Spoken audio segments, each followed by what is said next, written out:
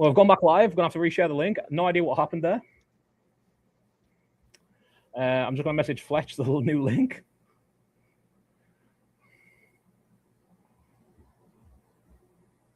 Enter a fucking passcode. Fuck me. Joe, you're on mute.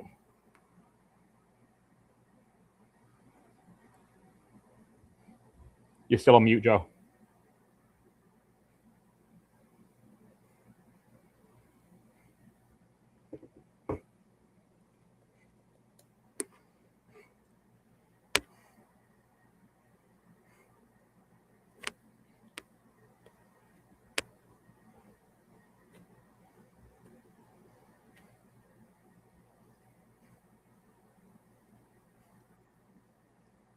Hey, Bowen.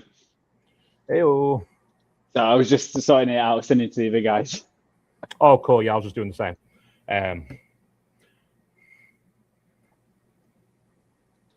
What? So we are back. The Cowboys are on the clock. Some technical hiccups there. Don't know who pressed end stream. We will get to Cowboys take Caleb Downs. Hey-o. There we go. There we go. As expected. Top 10. Just falling out. I mean, if you listen to the Good Teams Win, Great Teams Cover draft bet show, you will have heard somebody had Caleb Downs over 9.5. Go. Finally hit a pick. Hey, in fact, whilst we're shouting them out, I didn't know Joe was color coding as we go. Joseph, second all lineman, Mauigoa, 5-2. Let's give Joey his flowers as well. First winner of the night.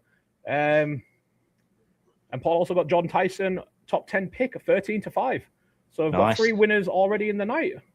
Joe keeps flagging a lot of mine as red, but I'm Johnny Longshot, so we don't mind too much. Just need to hit a few more of anything, truthfully. So Caleb Downs over 9.5. And more importantly, Caleb Downs is a Cowboy. Let's go. That's crazy. That is what we want to see. Kind of the pick I was hoping for. How did people just let Caleb Downs fall to 11? Yeah. I had him on my mock draft. Caleb Downs 12 to the Cowboys as well, so we're taking that as a win, even if the number isn't right. That's bizarre that he fell out of the top 10. Yeah, I agree. Defensive coordinator Christian Parker is a Tyson specialist. Jordan Tyson coming up. So, out of the blue, everyone had Tyson going sort of 14, 13, whatever else, and he's just kind of rocketed up. Did not have Carnell Tate going 4. No, I was sure they were taking Styles at 4. It was like I was very sure they weren't going wide receiver. Yeah, I did not see them going receiver at all. The other things they could have done, sure, could see a few different options, but receiver was not on my agenda, I must say. I thought Robert Saleh would get kind of his way and be like, we're going. Yeah, that's what I mean. That's why I was thinking he'd go Styles. He'd go and get his, linebacker and quarterback of the future. But I'm not surprised that the Cowboys did go Downs though, because their defense was so bad last year. Oh, so shockingly bad, yeah. Yeah, gave so many big plays last year. I mean, there was that incredibly. I don't know if it's saying to anyone else, but I think it was week 2 or week 3. Russell Wilson went for nearly 500 yards with Wandale, and Malik Neighbors just open at every opportunity. And it's like, again, Malik Neighbors you can kind of understand, but Wandale Robinson shouldn't be getting downfield open. Line of scrimmage open, sure, it's Wandale, but you shouldn't be embarrassing your secondary like that. So huge area of need. Yeah, I am absolutely delighted. There you go, Fletch. That's a little bit of trivia for you. You're 4 in the top 10. They're still not there. There's still only those 2 teams now. Yep. I was literally just thinking the same thing. So with Caleb Downs falling to 11, that was 3 Ohio State Buckeyes in the top 10. Yeah. Not joining the other 2 with 4. Fletcher's a college man and obviously a Midwesterner in spirit, if not by birth. Don't you think it's weird that Ohio State have all these good players and can't win a national championship? I think it's hilarious. I thought you might. Yeah, I thought you might. I just wanted to cue you up there, buddy. No, I mean to be fair, you can't say. Also, can we just double check that Fletch did actually just give them their full title in that last comment? Yes, I did. I did notice that, but I wasn't going to bring it up. I was definitely bringing it up. I'd bring it up. Definitely. I was going to say. And at the end of the day, they did win a national championship. Granted, not this year, But the majority of that team has won a national championship when they won it last year. And they finally beat Michigan. Finally, after all these years, this painstaking decade that they've been going through, unable to beat the Wolverines. They finally get it done. Alrighty, well, Miami 2 times before that. Miami have not hung around there. They got Ruben Bain, surely? Yeah. Anyone got a shout that isn't Ruben Bain? I'd love to hear one. Jamon McCoy. McCoy Maybe old tackle as well. Maybe Mackay Lemon, possibly. That's a huge need. I mean, who's their wide receiver one now? Is it Washington, Parker Washington or something? Or Malik Washington. No. Parker Washington a few years ago. Yeah, I think it's Malik Washington, the slot guy. I can't think of anyone else who's on the. That's bad. Whatever it is, they're called Proctor. Wow. I had him going to was not expecting him to go so high. I really wasn't. I had him going to you guys at 17. Were you picking Fletch 17? I would thought he was in the. I didn't even have him going 17. I had him as a wild one at number 9. Monroe Freeline season. You got a good feeling about it? I've got a good feeling. Maybe they're hoping they keep Willis upright a bit. I mean, he's a huge lad. He is. And I also think with who Proctor is and kind of how he is this really just a look at 2027? Like, you can play him this year, sure, but it doesn't matter if the Dolphins win 2 games or 3 games or 4 games. He's quite a raw prospect, isn't he? Like, they're going to give 2026 or this season even to develop him a bit more. He is a beast. I mean, he is a unit. Absolutely. He is. I think he might be you guys know college ball more than me. I presume everybody here.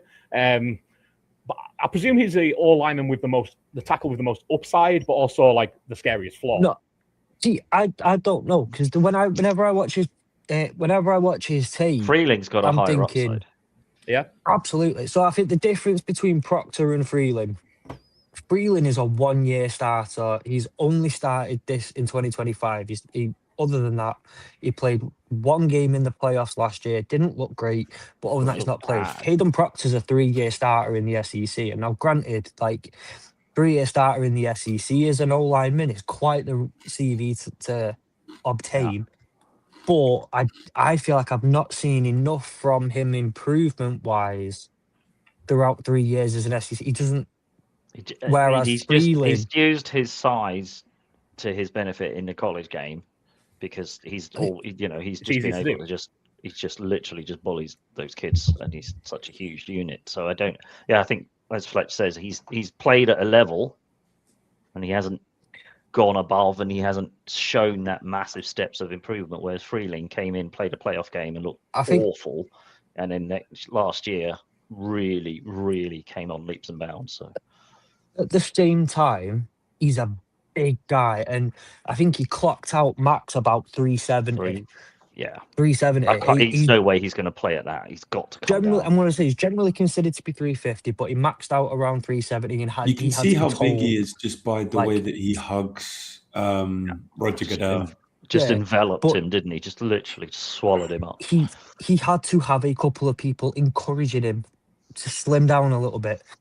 My main problem with him, though, is with that sheer mass that he's moving around, he's not very shifty.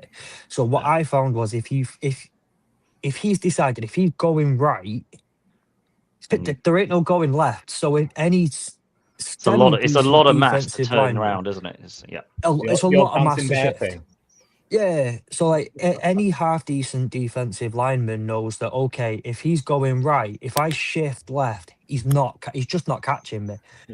He might be able to grab, but then you're risking holding calls and grabs. So he was getting beaten a lot, so much on the inside because he just couldn't shift back. Couldn't get back in there. If he gets like, if you're gonna try and run into him, right, there's no chance you're bull rushing him. That is a big fella. You're not bull rushing. And also, I think you think about it, right? All the Dolphins are going to do is go, hey, H-Chang, run behind that big line. There are going to be a lot of outside right tackle runs for Miami. Yeah. But the thing is, with Eli, he's not the greatest run blocker. But what you find is with most of the offensive linemen, they're either really good at run blocking or they're good at one and not as good at the other. He's not the greatest run blocker, but what I felt like, if he doesn't move someone, it's not often as often as you'd like maybe for a top half of the first round pick, that he's just going to simply move someone. But what he does act as, and he just acts as a great wall. Mm-hmm. So he's not that bothered. As long as he can get in between you and where the running back's going, it's like, you ain't getting round me. Yeah. I'm just not letting you round me. I'm going to be a big brick wall. And good luck getting around that brick wall, I'm telling you. Yeah. Yeah. Still, don't know. Still quite surprised he went there. I am. But I think they'll trim him down a little bit. They'll have to. So who do we think? Do we think the Rams are picking? Do we think they're trading back? I think they go Makai Lemon. If they pick, they should take Lemon. Yeah. Fuck me. Are the Ravens going to get Ruben Bain at 14? As we said, the Ravens are just locking into it's just a Ravens type draft, isn't it? I mean, they're going to sit there and go, we got Ruben Bain Jr. or Ioane. I mean, I think they go Ioane because I just think he's built to be a Raven. Yeah, but can you turn that guy down? But then again, Ruben Bain is there. Ruben Bain, and I think Ioane is a perfect Raven. I'm going Ruben Bain. Yeah, and I tell you what, it'll make Max Crosby's dodgy medical look even better for the Ravens if they are Ruben Bain and they still keep their 2027 first round pick and they add Trey Hendrickson, of course. So who's Sam taking? It sounds like it sounds like a silly question, but I promise you it's not. If Ruben Bain slips past the Ravens, I mean, I could see the Lions taking him because where does he go then? Edge would be nice. But Chargers I prefer offensive line. But I can see Brad Holmes saying, whoa, best player off the board at the end of the day. But if he falls past, say, the Lions, no one else, maybe the Cowboys might go edge. If the Cowboys come away with Caleb Downs and Ruben Bain, if he falls, I might Gary Lineker and do the rest of the stream in my pants. Cowboys are picking at what, 20? Yep. Let's just say, I'm just going to say, let's just say Ruben Bain continues to fall. Do we have to start investigating Howie Roseman? Because I genuinely, I wonder. I would genuinely be he leaked it. He leaked Nick's, if he somehow fell to the Eagles. No, if he falls that far, somebody's trading back up. I would look at the Niners packaging something there and going, "Fuck, no, we can't." If he's at 18, 19, they're going in for him because we need an edge rusher, and I wouldn't be upset by it. But who's to say they couldn't have a phone call with, say, the Panthers, the Eagles? Because I do have I have an anti-Howie Roseman agenda. I think it's just that, to be honest. You can just ignore me now. Can't be a bit of an NFC fan, right? Every year something like this just gets pulled by the Eagles, and I'm sick of it. I think. Who isn't? But for you, it's got to be worse in the NFC East. You don't tell me about it, mate. That's what I'm saying. Like, can't be a bitter NFC fan. Hello. I'm not throwing shade. Jihad Campbell last year, Cooper DeJean the year before. Just like these guys who were like, you can see a perfect fit in round one. I think Jihad Campbell was the end of round one, but like to me, it was like Jihad Campbell's going to be a buck. He's going to be there like 21 or whatever the number was. It's falling. It's like, oh well, who's there? Howie, motherfucker. Of course it's Howie. Like greatest gem in the world by what? He just sits. Here and comes where's Goodell. everyone else to overthink themselves? We got Goodell coming out. Did someone say? I'll ask the question after. I've got Goodell walking up. I think Nick's just ahead of me. Ooh. Yeah, why is there some streams that are like ahead? I don't understand. So, I'm watching it on the Zone app on my Fire Stick. Ty Simpson.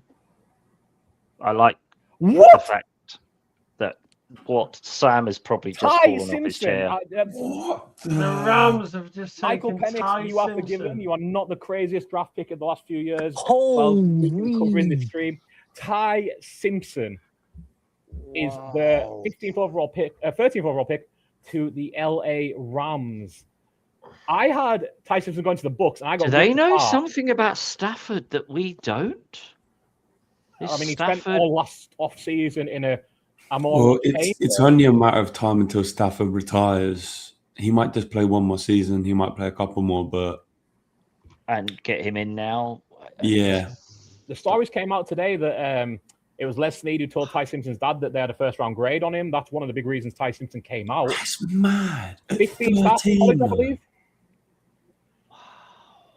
It's a hefty one, but I suppose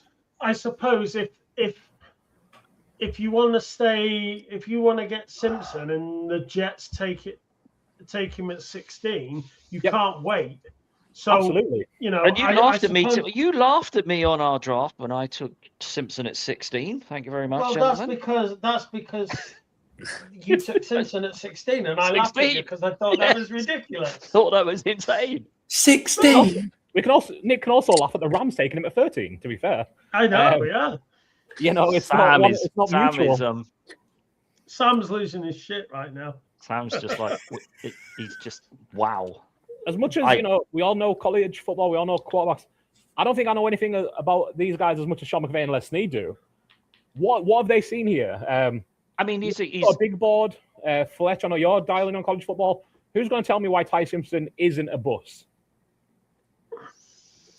Nick is, because he's got it on his big board. He was the second QB in this graph. Yeah, I think, to be fair, I did have a first-round grade on it. To be fair, I think you have to, if you give Ty Simpson his credit, his season last year, or this year just finished, is a tale of two halves. Because in the first half of the season, he was fit, he was healthy, and he was playing really well. And then in the second half of the season, he was carrying injuries, he was carrying niggles, he was trying to do too much, and that's what cost him in the with his play being reduced in quality. So I think if you take the first half of the season, I think, to be fair, he's probably worth it. Mm-hmm. But I'm surprised he didn't stay in college another year. Yeah. I don't know why Alabama didn't want to keep him. He's probably looking especially because he's only got 1 year of college experience. Yeah, he redshirted it and he had his junior year, and that was it. 1 year of starting. Yeah, 1 year starting experience. But the thing about surprise he didn't wait a year. If the Rams have given him an indication that we'll take you in the first round, you don't wait for shit. I'll develop at the Rams. There's that, and I know. Look, we'll probably all be saying something slightly different come October, November, December, January.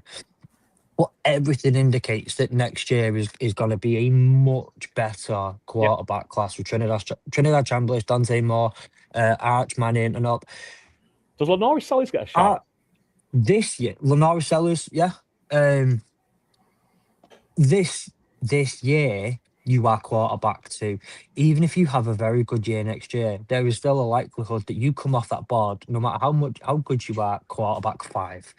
A very high possibility. So right now, I'd take being quarterback 2 in this draft over being quarterback 5 next year. And I think, sorry to interrupt you, Fletch. I've just said it. Just to reiterate, it's just been picked 13th overall to the LA Rams. I'm not sure go 13 next year. Exactly. Even if he would, he has gone 13th. What a fit for him. He gets to sit behind Stafford a year. Ravens did not hang around getting their pick in, did they? You get to go to LA. Go to LA, sit behind Stafford, learn under McVay and Stafford and everything that's going on there. But also, I'm thinking of now, if you're quarterback 5, there is a high chance you are low round 2, high round 3, maybe, depending on the draft, maybe next year. You've just got first round money as well. Mm-hmm. Yeah, you've just got however much. He's just earned $47 million for the next 4 years or whatever it is. Every experience you have is great, but also it's just agents laughing. Right, that agent he's just called his wife and said, "Buy the Lamborghini, love." And Ravens have gone. Rego Awane for the Ravens. There we go. I think the Ravens pick that. Day, but... Yeah. God, Ruben Bain is now at 15. We both said it that it was the most Ravens pick ever, and they've done it. Yeah, absolutely. I mean, they've actually done what they should have done, but it's been crying out that is going to be the Ravens pick. He's just a Raven, isn't he? He just is. And those last two picks, I will just give a shout out here. I had 2 quarterbacks, or over 1.5 quarterbacks in the first round. I mean, it was 1 to 2, but I just felt it was nailed on. Ty Simpson was going to go in the first round. And Paul's just hit on Ravens O-line as their first position, 6 to 4, which again could have been a tackle, but we all felt it was going to be Ioane, and there he is. 6-4. Another winner for Paul, 2 on the night, 2 for me on the night so far, and 2 for Joe on the night, who also had Ioane under 14.5, because once again, he knew he was going at 14. He's going to the Ravens. Exactly. There we go. Everybody knew if he was still on the board, he was going at 14. Oh, it's a good pick for the Ravens. I mean, he's a beast, and he'll fit right in there. And I forget my own bets. Do the Bucks take Bain? They should keep him in Florida, or they need an edge rusher. They haven't had an edge rusher since JPP. I don't think so. I've had 3 bets come in already. Well, give me a shout, Nick. What are they? David Bailey to be the first edge off the board, Carnell Tate to be the first wide receiver off the board, and Mansour Delane to be the first corner off the board. They weren't big money bets, but yeah, we don't nailed it. All we like to hear is winners, Nick. So great stuff. I could go through some of the losers we've had as well. I had a sneaky one on safety. Second safety, Caleb Downs, just there was so much stinky cheese. I thought he might end up falling. I also had Ioane second lineman, which kind of stings at 6 to 1. And Caden Proctor. Oh, no, he's actually 4th. Never mind. I can't be too bitter about Caden Proctor then. A few losses, obviously. I had Jeremiyah Love going to the Rams, 40 to 1, 50 to 1, 28 to 1. I thought they would just trade up and get the best offensive weapon in the class. And that would have been insane if he went to the Rams. They should have done it. But I don't think the Cardinals are trading back from free. And then trade away Williams. Yeah, I'll just have Williams as the backup this year. He's cuttable next year's contract, so I don't think Kyron Williams is that good. Blake Corum made into his work a lot down the stretch last year. I think they're pretty comparable players, and Jeremiyah Love is special. So it's kind of like, to me, the Rams are all in for this year. And then they go and take a backup quarterback and make me look like an idiot. So what do I know? I thought they were pushing for the best offensive weapon. I thought they'd go Mekhi Lemon, if not. I thought they'd give Stafford something to give, as you say, this one last hurrah for Stafford. Yeah. But they've already used their own pick on Trent McDuffie this year, so they're not picking again till certainly tomorrow. I'm not sure if it's in the tomorrow, second round. I don't even think they've got. Yeah, I'm not sure on their second, what their status is. I had the tank phone up earlier. I must have put it down. So who are on the clock now? So pick is in for Tampa. Jets on the clock. Feels like it has to be Ruben Bain, right? 16. Tampa, you'd think it has to be, but do they desperately need an edge? I think so. They just walked away with 2 edges. Yeah. Like both edges. That would be insane. If they got David Bailey and Arvell Reese, can you imagine? But then again, who are they playing at quarterback? Who's that? The Jets, Geno Smith. Yeah. Geno Smith for a year. Geno Smith's a holding. Still going to be bad. Still going to be bad, which they knew, I think. What are we saying the Jets are doing, Fletch? Is it minging for Manning? Minging for Mensah. It's minging for Mensah. Diving for Dante. Well, we're not buying into this fake media Arch Manning hype. We had it last year. He was the Heisman winner before a ball had even been blown up for preseason practice. Yeah. He was the number 1 overall pick. He was everything. I'm not buying it, right? I'm not buying it. So it's minging for Mensah, diving for Dante, terrible for Trinidad. I'm pretty sure there was one more. Sucking for Sellers. Let's throw that one in there. Suck for Sellers. I like that one. Yeah. Well, yeah, go on. Sorry. That doesn't. Hang on. No, actually, I feel like feels for very. Trinidad, minging feels for very Mensah, variable. I was going to say, we're getting to a dynamic routine a bit here, sucking for something, but Well, they're happy. Might be a little later in the show, that one. Room's happy for that. So, what have they gone? Kick off. What do you reckon, Nick? What do you reckon, Nick? Sadiq, or are they taking Ruben Bain? Sadiq. I think they're going Sadiq because I've for ages I've had the Ravens and the Bucks alternating. So if one took Vega, the other one was going to take Sadiq, or the other way around. So I think the fact that the Ravens took Vega means I think the Bucks are going to take Sadiq. Do we think so? Paula's a bet on Bucks D line 7-5, first position. I think my bet might be dead. Joe, what do you reckon? We talked this on Monday. Bucks first draft pick to be a quarterback.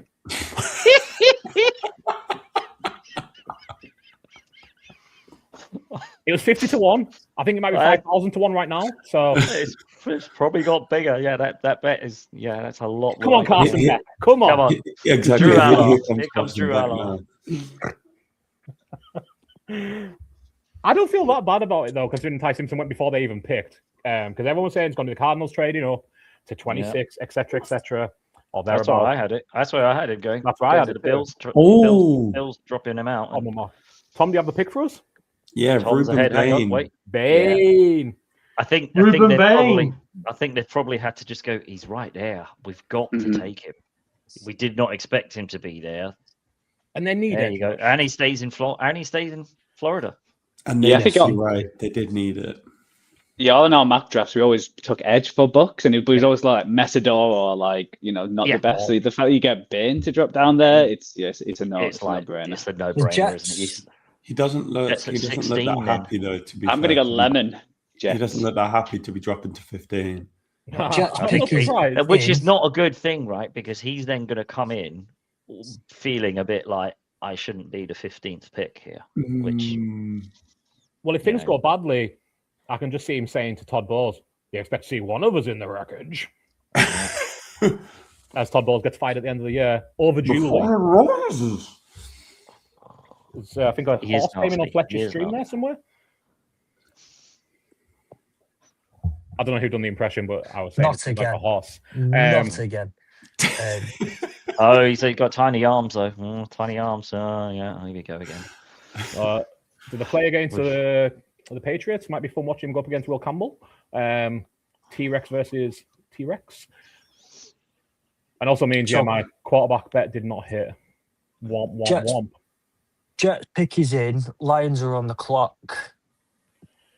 Jets. Who are we thinking the Jets are taking then? I'm going with Joe. I think it's Mackay Lemon.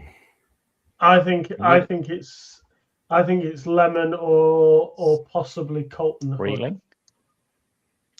Who was your second one there, Nick? Sorry. No, I don't think they're going online. Colton Hood. Oh, Colton Hood. Sorry, I thought you said Colton Miller. I'm like, isn't that the Raiders tackle from whenever? And I'm like, I've definitely misheard you because that's a hell of a trade. Freeling's definitely dropping I think McCoy, based on what the guys from last year who were injured that fell, like you look at like Benjamin Morrison, who had a first round grade and was predicted to be like no later than 25, fell all the way to 37. McCoy is going to drop. And with this news yesterday that he supposedly needs another surgery, he may well drop straight out of the first round. So I think Colton Hood will be the next corner off the board. It's just how high he goes. But yeah, I mean the Jets need a wide receiver. So with no Ty Simpson in play, they don't need to move. They could take their cornerback at the beginning of the second, so that would mean possibly it's a wide receiver here, and so no Tate, no Tyson on the board. Lemon's the next one up. Gotta be Lemon, but as Gary was saying, then it was. We'll carry on with Byron's thing. It was a Freeline that we would land an offensive tackle, but now it's more than a Freeline that we're going to land an offensive tackle. I've been sitting on that one. I've been waiting for the moment. That is a good one, Fletch. Fair play. You're going to be gutted if it's Blake Miller, aren't you? Shout out to Boston. I'm going to be fuming. Because, like, what can I do with Blake Miller? I'm going to have to come up with a whole load of new material. I've not got the time for it. Well, come on, buddy. He'll be right there on Blake, Michigan. If it was, to be fair, if it was Blake Miller, then Penny Sewell could shake and Blake. Hey. And the time it is for you guys, it's maybe time to awaken Blake. But Mrs. Fletcher, who's Monroe Freeline? I said to Mrs. Fletch the other day, because obviously this last month or so has been so busy. I was like, look, Saturday, no one really kept every single one of us we don't really watch the draft unless we know someone, like a lot of UK people will be out in Pittsburgh, they'll be making picks on day 3. Getting up on stage, be nice to see some of them. Yeah. But most of us sit at home or we'll go out for the day and just kind of go, who've we got? Any names that we know still any German tight any ends? names that we know come off. So we do that. So like Saturday I'm not too bothered, but Sunday, like I'm it. Like I'm done. I'm not doing anything. No football. No nothing. Jets have taken Kenyon Sadiq. Whoa! Love it. And the Lions pick is in. Here. But we'll sit there on Sunday and she's like, well, shall we chill? Shall we watch a film? And I'm like, no. I've got to write Blake Miller jokes now. It's not.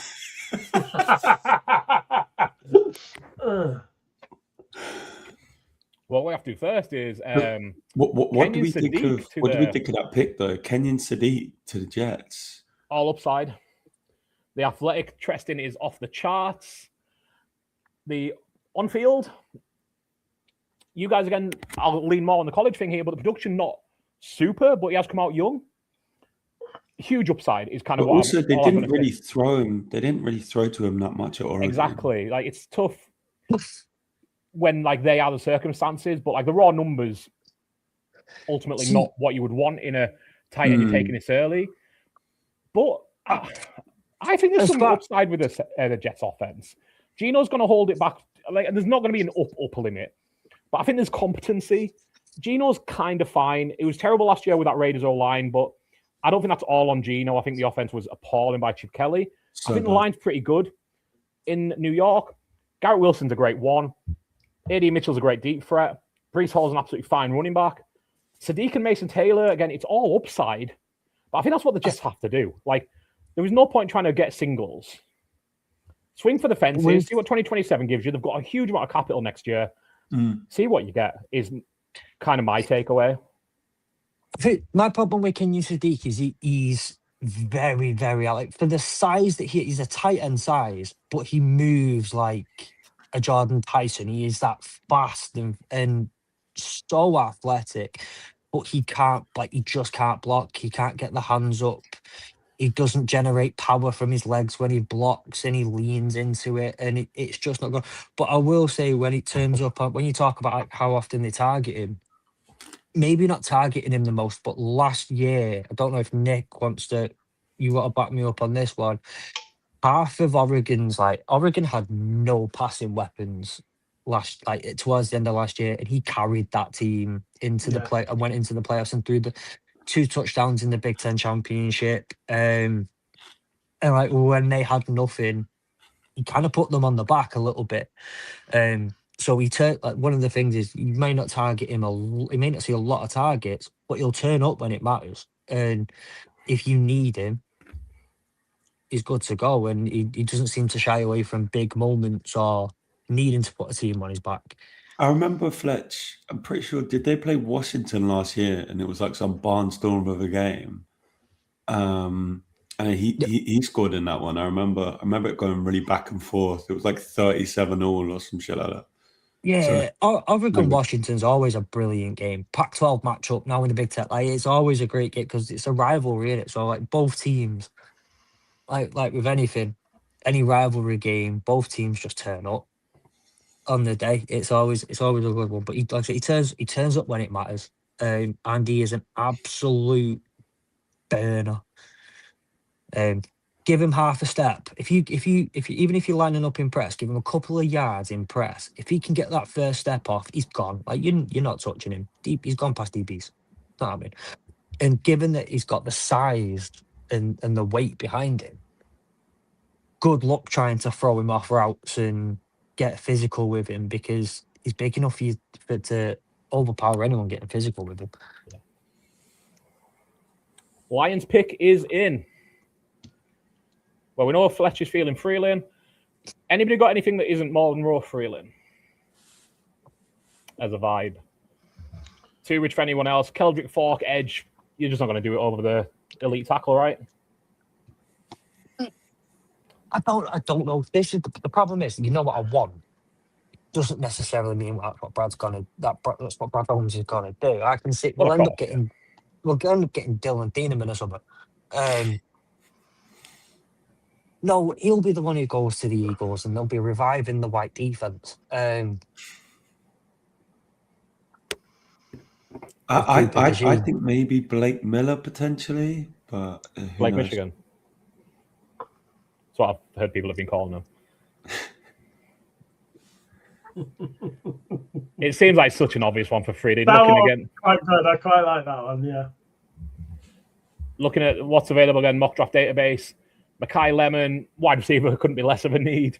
German McCoy, we know why he's falling. Thieneman, Falk, Messidor. Again, I'm not going to bother mentioning the wide receivers. Blake Miller, McNiell-Warren. It just, if this isn't Freeline, and especially if it's not a tackle, I'm going to be mind-blowing here. So, yeah, I think I had one doing mock drafts of struggling between like Proctor.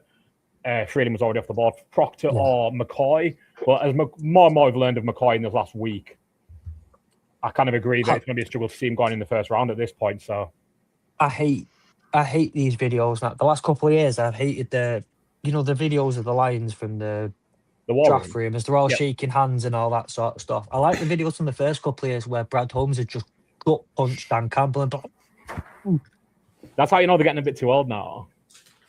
No, I genuinely think someone's turned around and gone, like, you guys need to calm down. Well, I'm wondering, because Dan Campbell's, the 4 espressos on the morning guy, as his guts finally said, don't fucking punch me in my guts again, or we're going to have a viral moment that I do not want. Here we go. Who is it?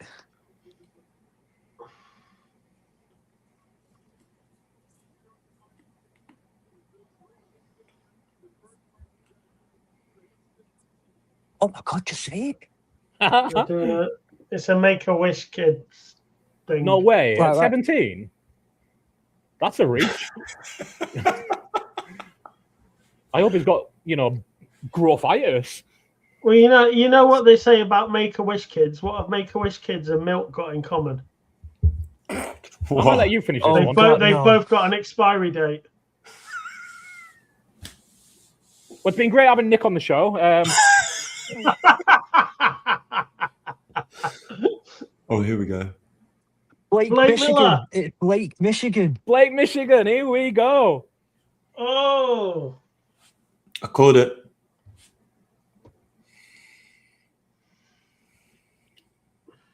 And after last year's, my great nickname last year was Tyler Shook being the Fleur Leaf Clover. How is Monroe Freeline falling? Blake Michigan is my new one. I think that's an experience thing, Tom. I think the amount of experience that Blake Miller's got over Monroe Freeline, it can only be that. It's got 54 straight starts, the wrestling background that he's got. I think I can only assume it's his experience at the college level over Monroe Freeline that's got him. Because I think Monroe Freeline's probably sort of a Campbell guy. Yeah, but I think that's a lot of experience to leave on the board if you. So I can only assume that's what he's looked at because I don't think there's a drastic difference between the two. But then again, maybe they want to keep Penosiel at left tackle, and so it's easier to bring in a right. I don't know. Can you confirm, Nick? You mentioned the wrestling background there. Can you confirm he was drafted because he managed to pin Dan Campbell? I have no idea as to whether that happened, but I suppose if you can pin Dan Campbell, fair play to you. That's what I've heard. That's coming through the ELO right now. Yeah, Rashidi can't get on TV, but she can get sources into me. So. As the resident Lions fan, what are your thoughts? It's a tackle. I'll take it. It's a tackle. You sound like Dino. I like him. No, I like him, and he was one of the few. Obviously, Clemson have not had a bad year last year. It was something that we really, really enjoyed talking about on the college pod. And the Vikings are already done. They already Caleb moved on from that Banks. Lions The pick. Minnesota Vikings have taken Caleb Banks. Caleb Banks? Wow. DT3? DT4 on the boards?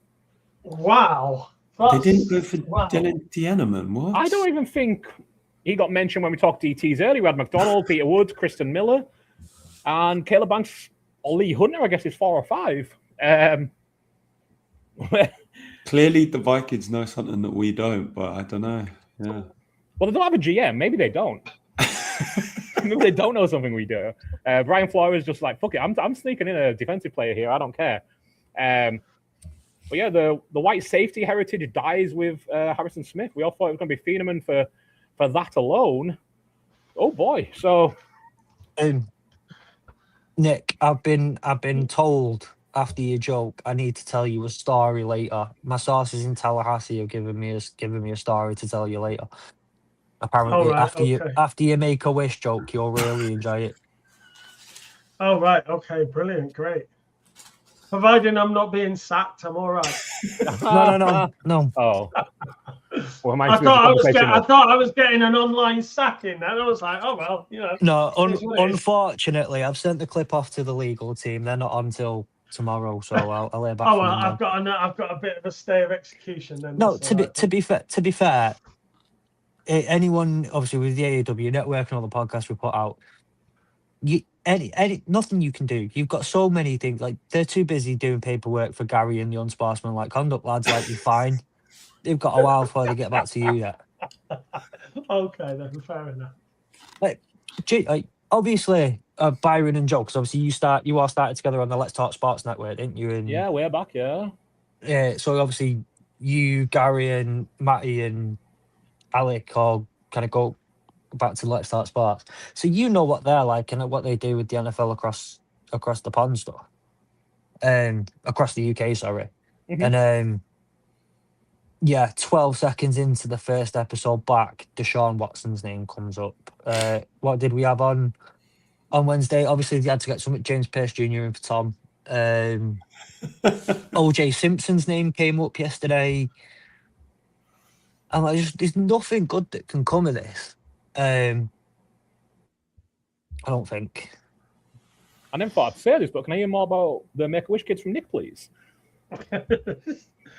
I have got more jokes like that. Well, let's focus on Caleb Banks maybe for a minute, and we'll maybe get back to the poor dying children. So yeah, DT. I mean, it feels like the entire defensive line position need for the Vikings, and I'm not sure if we all seen today or not. Ollie Connolly, one of the UK's best and brightest, kind of broke the news. Did you say breast and brightest? I did, because I can't speak, but yeah, best and brightest. I wasn't trying to make a tit of him. Broke the news that Jonathan Grenard is an Eagle, just pending it actually happening. Because he was like, oh, that's out there, right? And the co-host like, no, that isn't news yet. And he's like, oh, my bad. So if the Eagles strike again, my God. Yeah, Howie. Because, so yeah, I do think it is a position of need. Obviously, lost Jonathan Allen in the offseason. Kind of had a bit of the salary cap situation is not great in Minnesota, so they had to lose a lot of veterans on that line. So, you got Van Ginkel still obviously there, and they're going to want to obviously see Dallas Turner kind of step into that Grenard role if Jonathan Grenard, as we have to believe, is leaving in the next coming days. So, I think it makes sense to go defense. I've been shocked a lot tonight, but I think just in terms of I can't say the most shocking because Ty Simpson went 13. So, just a play that I didn't think would be a day one pick though. I think it is Caleb Banks is going to be tough to beat going 18 overall. I did have Peter Woods in my actual mock. Let me just check. I had Peter Woods at D tackle. So again, not totally crazy. I just thought there's a couple of D tackles I would take ahead of Caleb Banks. So that's kind of where the biggest shocker is for me. Do we think Mekhi Lemon goes to the Panthers, or do we think he slips to the Eagles and the Eagles get another steal again in the first round? Great question. Well, if the Eagles get Mekhi Lemon, then that's definitely AJ Brown has got to the Patriots, basically. Patriots, isn't it? You know. But you know, I don't know. I could see really don't know because I'm going to put the Panthers in for Monroe Freeline. Need a wide receiver. What was that, Nick? Sorry, I spoke over you. You should finish there. So the Panthers need a wide receiver. So the Eagles have just traded with the Cowboys. What? They've done it before. It's how the Eagles got Devonta Smith, if I remember rightly, and Cowboys ended up with Micah Parsons. So obviously we need to see who the Panthers are taking first. But I bet Howie is saying, "Hey, Monroe Freeline's still there." Monroe Freeline. Okay. So is it? Feels like it has to be Makai Lemon, right? Has to be, right? I don't know who else you trade up for at this point. So that's got to be for Makai Lemon, surely. Surely. And they might as well put AJ Brown in a Patriots jersey, right? The Eagles, like, oh my days. I don't know if you guys seen the report as well that I just created. The Patriots were actually interested in the wide receiver from the Eagles. Apparently, the Patriots head coach just texted Rossini at booty hour o'clock, just saying, "Boy, I need AJB," and he just had a bit of a typo. And Rossini went, "Okay, yeah, I'll pop it in the Athletic for you." Yeah, Patriots want AJB, and turns out he wanted. I'll let you figure it out the rest for yourselves there. If I need to spell it out, then it suck to be you guys. So, yeah, I love this for the Panthers, who are fourth favourites for their division, and I think should be division favourites. They won the division last year. I think they've had a good off-season, and I think adding who we all love as a tackle here, only good things, right? Yep. Oh, wait, no, did they? Wait, the Eagles haven't picked yet, have they? They have not. No. The pick is in now. It's coming out now. Who do we think it is? If it's not Makai Lemon, then I don't know what's going on. If it's not Makai Lemon, then it's gonna be that freak of a tackle. Who have you got freak of a tackle left? Caleb Lomu?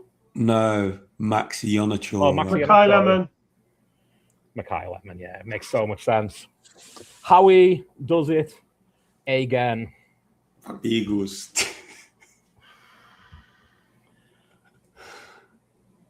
I don't know what the trade was yet, though. That's mad. I'm going to be annoyed, if I had Dallas taking Malachi Lawrence at 20. His former coach is now the assistant edge coach with the Cowboys. I thought it's a really good matchup. If they end up just taking him at 23, I'm going to be annoyed because that bet doesn't pay out for who drafted him. It's going to be the slot that drafted him. So obviously he didn't get drafted at 20. Makai Lemon did. So yeah, Makai Lemon, Devonta Smith, going to be heading up for the Eagles. AJ Brown's definitely getting traded. Yeah. It seems to be just we're saying Fernando Mendoza is the worst kept secret in football. AJ Brown, the worst kept secret in football. And again, Mike Vrabel's proclivity is second worst kept secret in football. Just seems absolutely nailed on. It would be funny now if the Patriots are like, nah, you can keep him. You can have 3 wide receivers and no first round pick next year. I'm not sure they'd be that fussed. I guess someone else would probably take AJ Brown. I have no idea how Lemon fell to the Eagles. Like, that is mad. It's just what happens. Baltimore players fall to them. The Eagles players fall to them. And, like how we always say is if life gives you lemons, you draft them. What's that famous Philadelphia saying? So now we get interested. The Cowboys got picked for pick 20. They got 23, 114, and 137. Okay, I mean, it's about what you would expect for this late in the first round. Extra couple of fourths, and I think they're missing their second with the Quinn and Williams trade, so they do need additional capital later on. Obviously, but they gave away the 2 5th, didn't they, earlier on? Yep. To move up one spot, so you basically, from the start of the draft, you're moving up them 2 5ths to 4ths, probably, or maybe start the 5th. So Makai Lemon. And I think if they're looking at edge there, which I think they will be, Messidor's still there, Falk's still there. Lawrence is still there. I don't think the Steelers go edge. No. So maybe the Chargers do, but then you're still getting one of those three if you're looking at edge, which I think they will be. I could also maybe go second best linebacker. Nick, you mentioned him earlier, out of Georgia. C.J. Allen, I think, was it you were talking about? C.J. Allen, yeah. And also, sorry, the one I meant to say who you were talking about earlier, I just mislooked. Jacob Rodriguez. I don't know if it's too early. Jacob Rodriguez at Texas Tech. Yeah, in state. I've loved him as early in the process at Christmas when I was going through, starting to go through tape and what have you. He just started climbing my board week after week after week. I mean, he started in like round 4, and then by the end of the process, when I was sort of done by February, he was top of 2, and wouldn't be surprised if he went in the first round. So he's really but again, he's part of that Texas defense with David Bailey and Skylar Howard that have just been immense all year.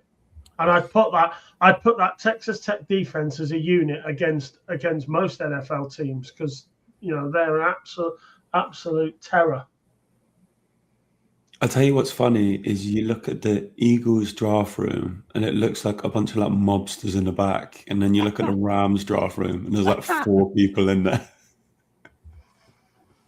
The Big Dom's having his gabagool party. But yeah, they'll be delighted getting Mekhi Lemon here.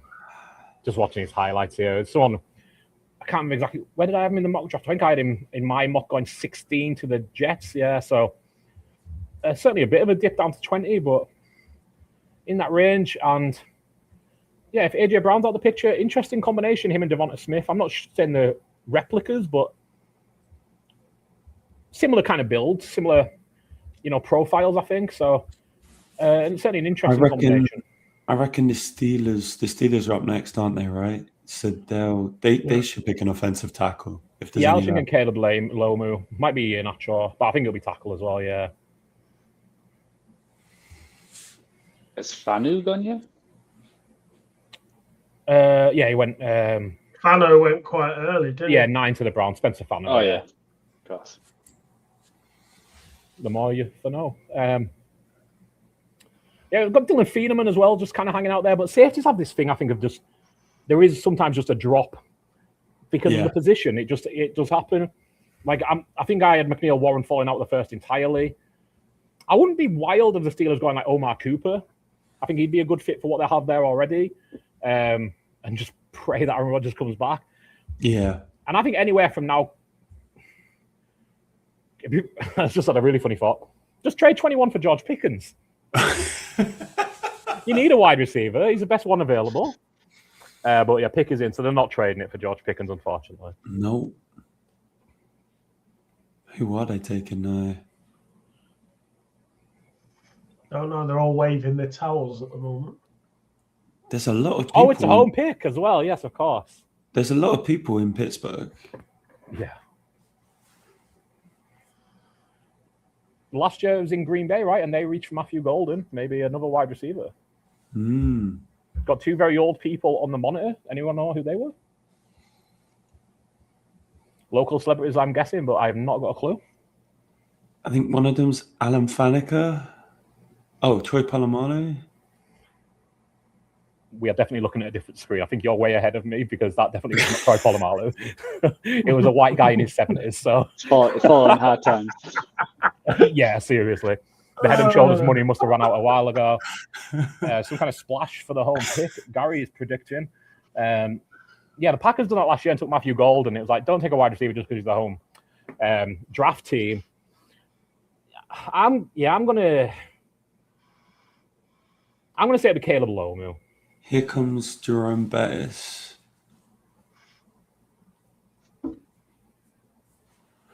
Well, second time I think he's been out. He wait all night and then he comes out twice. Yeah. Some bus humour for everyone there. All right, yeah, I'll go Caleb Lomu. Joe, who do you reckon? Yeah, I think same. I think it's going to be offensive line. I don't think it's going to be exciting, but that's what the Steelers need. Tom, any name you're going to give us? Definitely, maybe Iheanacho. And Fletch, I'm sneaking you back in. Steelers, who are they taking? I'd draft number 3 or number 13. I don't know what that means, Nick. So 3 or 13. You'll get it in a minute. Okay. Max Iheanacho. Yeah, knew it. Max Iheanacho. Iheanacho. Kelechi's brother, I believe. So one for Man City heads there. Do you know what? So do you know what? Someone else has joined me on it, and I didn't even have to pay him or anything like that. Brilliant. I love it. Lifetime member of the Kelechi Iheanacho fan club here for my sins. I always thought he was going to be a 20-goal a season striker because he could finish like no other. Really, it reminded me truthfully a little bit of Robbie Fowler when he came through. Because I thought, man, this guy can just fucking finish, and then it just never. I'm glad when he ran through playing for Leicester against City and company had already scored that absolute worldie, and he was clean through and he managed to put it wide. I was like, thank God you're shit. Are you a City fan as well then, Nick? Yeah, big one. Nice. Season ticket holder. Very nice. Glory supporters. Well, you don't get many Glory supporters that are Arsenal fans, I guess, so you've got to throw that out when you can. When Leicester City, who are now in League One, have won a major trophy more recently. Wait, who do you support, Byron? Carlisle. So throw what you want at me, mate. It's going to be no more painful than my life experience. You can say what you like. Byron, one good thing about Carlisle is they have one of the cheapest pints in the UK, though. Yeah. Why do you think I grew up looking like this, mate? 21 years old and I look like this. Come on. Those pints at £2.70, they will get you through some hard times. I really thought when you said the one good thing about Carlisle, I thought you were going to say the way out. So I appreciate that it was at least a joke about it being a cheap city. No, I did think there's 3 motorway junctions. Yeah, who's from what? Carlisle, Tom? My granddad was born in Carlisle. My man. I'm very biased, but I think it's the best city in the world. So you got a castle. You got beautiful views. You got lake to sit right there. Very different to Chicago, I imagine. Yeah, it's much better. Yeah, you're right. There's not a single chippy in Chicago. There's like 40 in Carlisle. You can't get a bad sausage unless you know the right lady for love no money. Carlisle, you can barely walk without clogging an artery. So, 0 Gregs in Chicago. Again, probably about 12 in Carlisle City Centre alone, which is half a mile wide. You don't have to keep going. I'm sold. I'm just getting emotional, so who are we thinking for the Chargers here? I think maybe Omar Cooper. Oh, that would be nice. Justin Herbert got Orianda Grad. I don't know. Dylan Thieneman's still on the board. They need they could do with some safety help. I think it's going to be Keldrick Falk. I mean, they've got Derwin James, one of the best safeties in the game. Yeah. You need another one.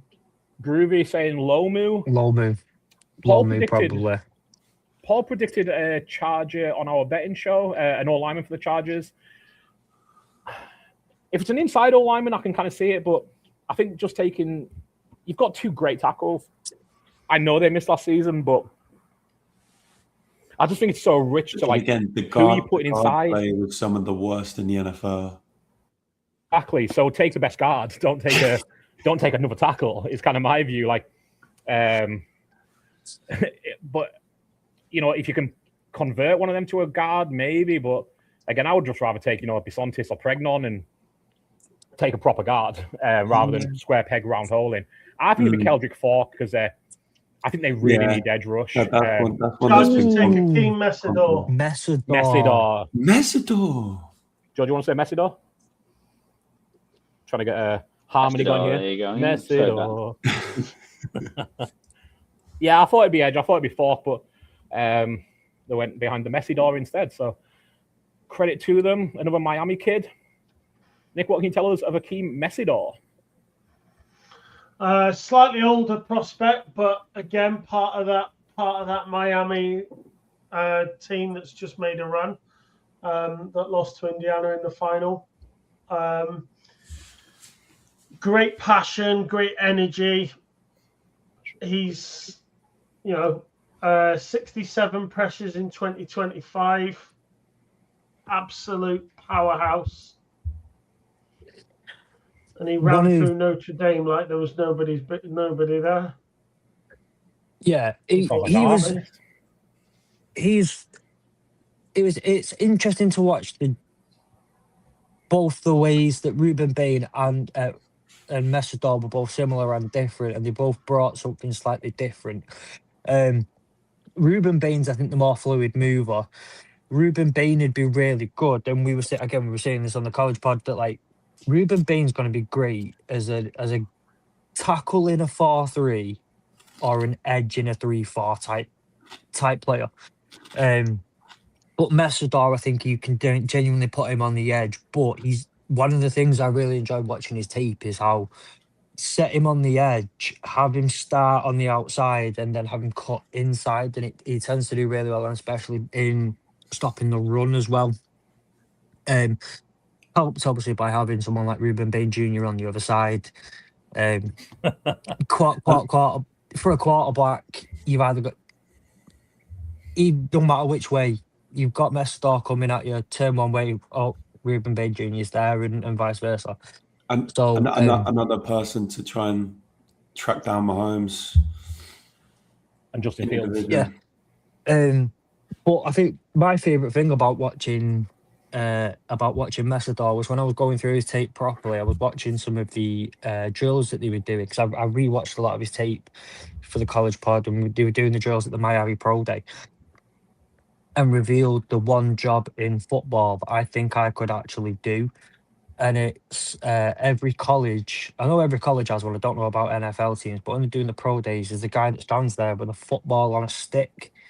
And for the defensive linemen. Yeah. So as they're getting ready, and he'll move the stick as if as if it's a snap, and you see the ball move, then you go. But I just couldn't help but love the fact that there was a guy whose entire job was to have a ball on a stick and move it an inch all day, and I was like, I could do that. Seems like one of them professions where you're like, maybe AI can take some jobs. Yeah, but damn right, I'm obsessed with that role, right? Because can you imagine, he's not on terrible money to do that. He's going to be on some damn good money to be able to do that kind of job. And all you have to do is maybe balls around an inch. Like, I've been doing that my life for free. Unrequested a lot of the times as well. Unrequested. So, by the way, did want to say, as I was dipping out for a couple of minutes, I did appreciate the AJB joke. That was brilliant. Cheers, mate. Nice to get some feedback from somebody who got it. And somebody who does get it as well, and we haven't really come to this angle on the Messidor pick. Joe, I have to come to you. First Canadian drafted, I believe. A proud moment? Oh, yeah, of course. Obviously, I knew that, and that lined up and ready for no idea it was Canadian. Straight out of the nation's capital, yeah. One of 8 children there you go. Of Haitian descent, but yeah, Canadian national. Kiki Messidor, as he's nicknamed. Canadian. I didn't quite realise till I seen where he's having his draft party in Ottawa, and I thought, well, that's fucking wild if he's from, like, Ohio. So I had to have a quick sneaky look where he's from, yeah. Started playing football for the North Gloucester Giants. I'm sure you know them real well, Joe. Yeah. In the National Capital Amateur Football Association. I don't know if that's football or football, but yeah, Canada's finest. There you go. Adds to the Canadians in the league. Yeah. No wonder he's so old. He's probably took him ages to get to America. And, so yeah. Good on him. Good on him indeed. And now we have the Cowboys pick. Who are Dallas going to go? Keldrick Falk, maybe? Oh, no, I think it was Malachi Lawrence. So I'm going to sit with Malachi Lawrence. And I'm just going to be so annoyed if they draw it down and cost me my bet of it being Malachi Lawrence. I think it's 20-1. So that's going to be a real frustrating one to what about one of the safeties? I mean, yeah, it'd be Phenom if it is, but they did take Caleb Downs like an hour ago. So that might feel a little rich doubling down on safety. So I don't think it'll be Phenom. Oh yeah, I mean that's a good point. I completely forgot you took. if we were doing this 6 days ago, before everyone got stinky about Jamard McCoy, if you told me we get Caleb Downs and German McCoy, I think they're going to take CJ Allen. Linebacker, yeah, I could absolutely see it. Yeah. I think basically anything on defense is in play. And if we think Pickens might be out of town, which I think he will be, Omar Cooper? Maybe. And I kind of think the guy who has as higher ceiling as anybody, Casey Concepcion. I don't know if I want him on my team. Malachi Lawrence. You called it, Byron. Yeah, called him at pick 20. Sure did. You fuckers, Jerry Jones. You owe me. Yeah, it doesn't matter. Delighted. I think great prospect, great fit. Solid rushing immediately. A little older, obviously, but yeah, fifth year. I think in college, you guys are going to know better than me. But I think he's dynamic edge rusher. And yeah, kind of the connection with his D-line coach coming over to the Cowboys already. He's got that familiarity. So all kind of good things. I think Caleb Downs and Lawrence I would have taken at the start of the night. Kind of evened out, or maybe worked out a little above in terms of the up-down trading. So yeah, really happy. Positions of need ticked. Pretty sensible night's work for Jerry and the lads. Jerry maybe still talking to Bill Clinton, perhaps. So Stephen's got a chance to actually do his job, which is nice. Nick, I'm coming to you a lot because you have the big board and you seem really plugged in on who's who. And Malachi Lawrence, any reasons to be unexcited as a Cowboys fan? No, I can take it. His stock's been rising a lot of late. He wasn't in my top 7 at that position, but yeah, his stock's been rising over the last few weeks as more and more people have been jumping on him. So I don't think he's a bad pick. I certainly rate him above Cassius Howell. I just seen his little blurb come up on the NFL Network thing. It said juicy, violent hands, and that just reminds me of a girl I used to know. So hell of a gal. Well, things you can get for £7 in Carlisle, let me tell you, boys. Let's see, Malachi Lawrence. What was you said about a battered sausage? Yeah, comes with gravy as well, mate. Next up, what do we think Browns on? They've took tackle. Cleveland kind of sat here waiting, just kind of things that fell around them. I'm going to keep saying Omar Cooper for anybody who needs a wide receiver because I think he has to come off soon. Feeneman, obviously. I could see it.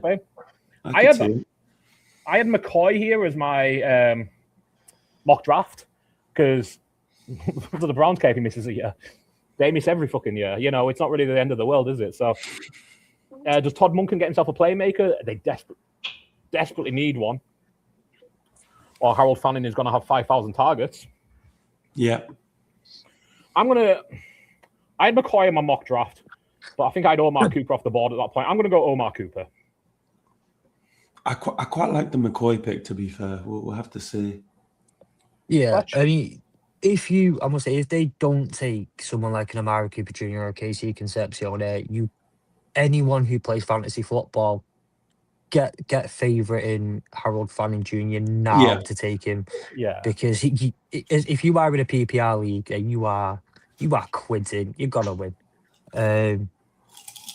But I think, best O-linemen are off the board. You're probably not looking at one of the proper O-linemen anymore. Go wide receiver. Go get a Amari Cooper Jr. Or Casey Concepcion. And I know, Nick, you did mention earlier maybe Colton Hood's next DB off the board. Avian Terrell, Chris Johnson, a few little names who kind of snuck up in the process. So I'm going to stick with Omar Cooper, but Joe, you got a name you want to throw out? Yeah, they obviously went tackle number 9, so, and it feels like all when we do a mock draft and everything, so it's like those are going to go all line, they're going to go wide receiver, and it just depends which way around they go. I'm hoping Cooper falls down to 49ers, so I'll go for Concepcion just to throw it out there in case they're listening, in case the Browns GM's listening and is getting some last tips in, figure out who to pick. So you got to say that'd be very smart of him. Pretty sure the last time they showed the War Room, I did see the corner of Tom's cap. So there might be. I think we're on to a winner here. I have maybe a better question. What is the Brownsiest pick they could make here? Is it Carson Beck? Yeah. Probably some guy that should go in the 4th round or something. Trade him for Carson Beck. Justin That's what Tucker. they just said. Carson Beck. Yeah, could trade for the rights to Justin Tucker, maybe. I'm trying to think what would be pure Brownsy. Maybe like Eli Stowers, who I think is a fine tight end, but couldn't be less of a need. Yeah. Could be Brownsy. They also don't need a running back, so maybe Darian Price. Or who's the kid out of Navy? Eli Hendrick. Yeah. Heidenreich. I'm not sure exactly how you say it, but he's a fascinating one to watch. He's obviously not going to go round one. I'm just trying to think of some funny names that would be, like I say, pure Browns.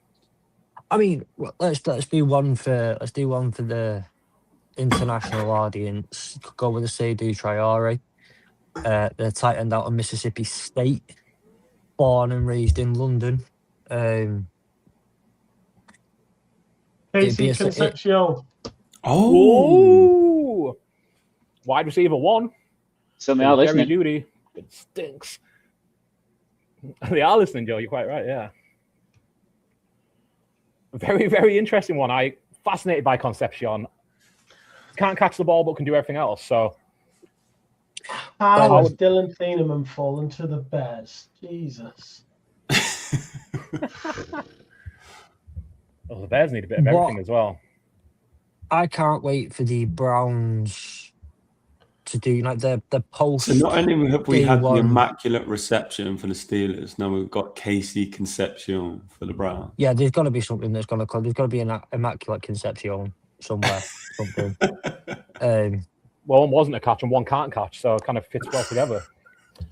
Fletch, you were going to say? I was going to say, you know when they do the post-draft press conference, end of day one, GM's out there, if I don't hear Joe mentioned by name, I'm going to start making some emails. The idea of an email has ever been more threatening. I'll white chicks it. Dear Mr. Cleveland Browns.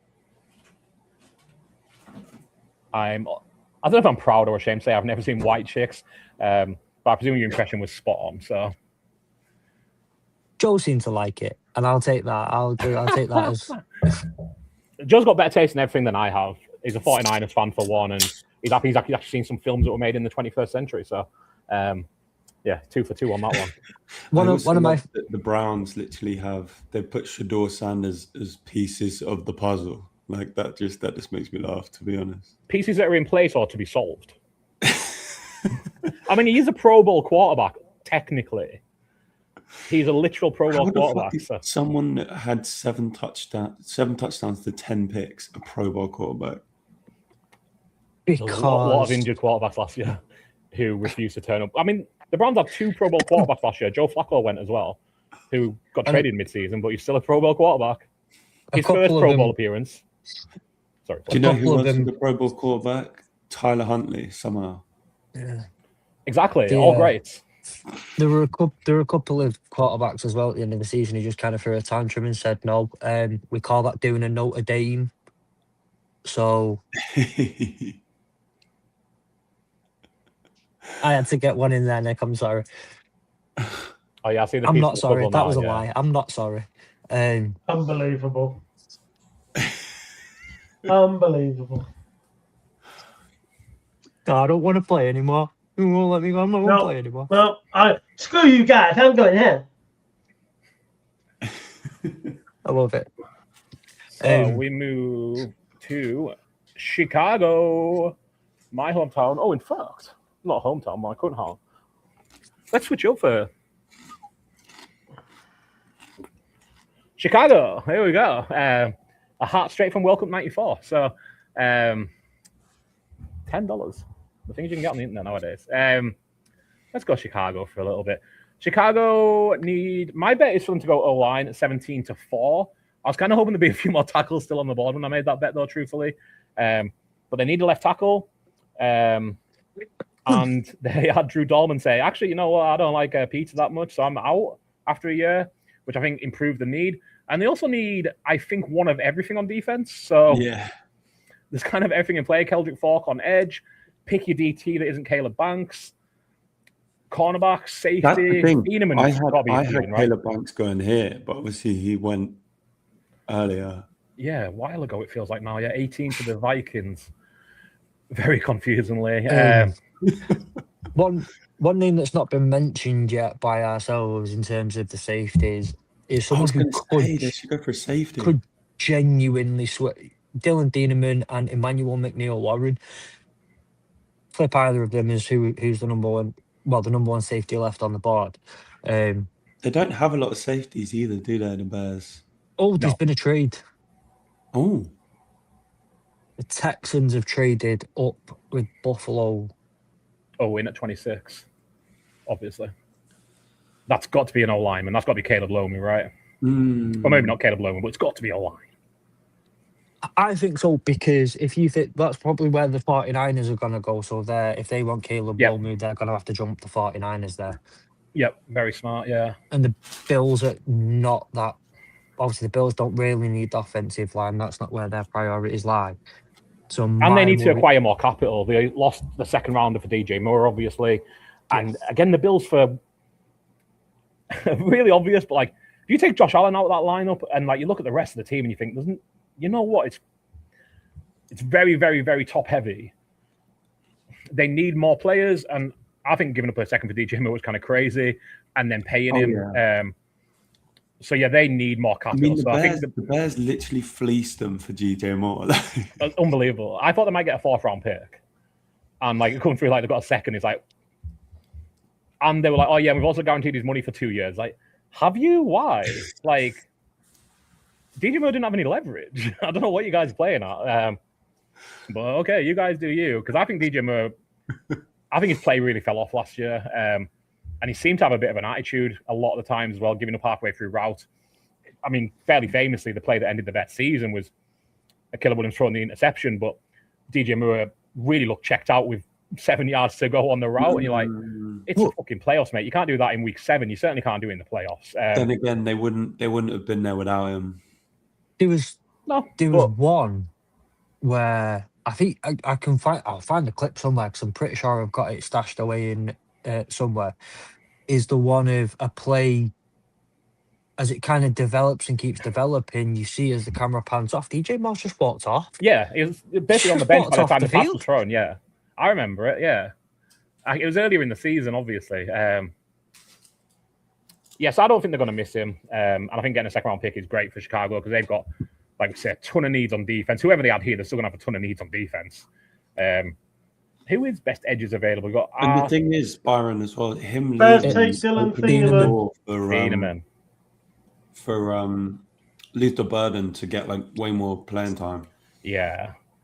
And I think anyone who's a fantasy heading anyway is like Luther Burden to the sky, right? His yards per out run, his per touch basis stats were incredible.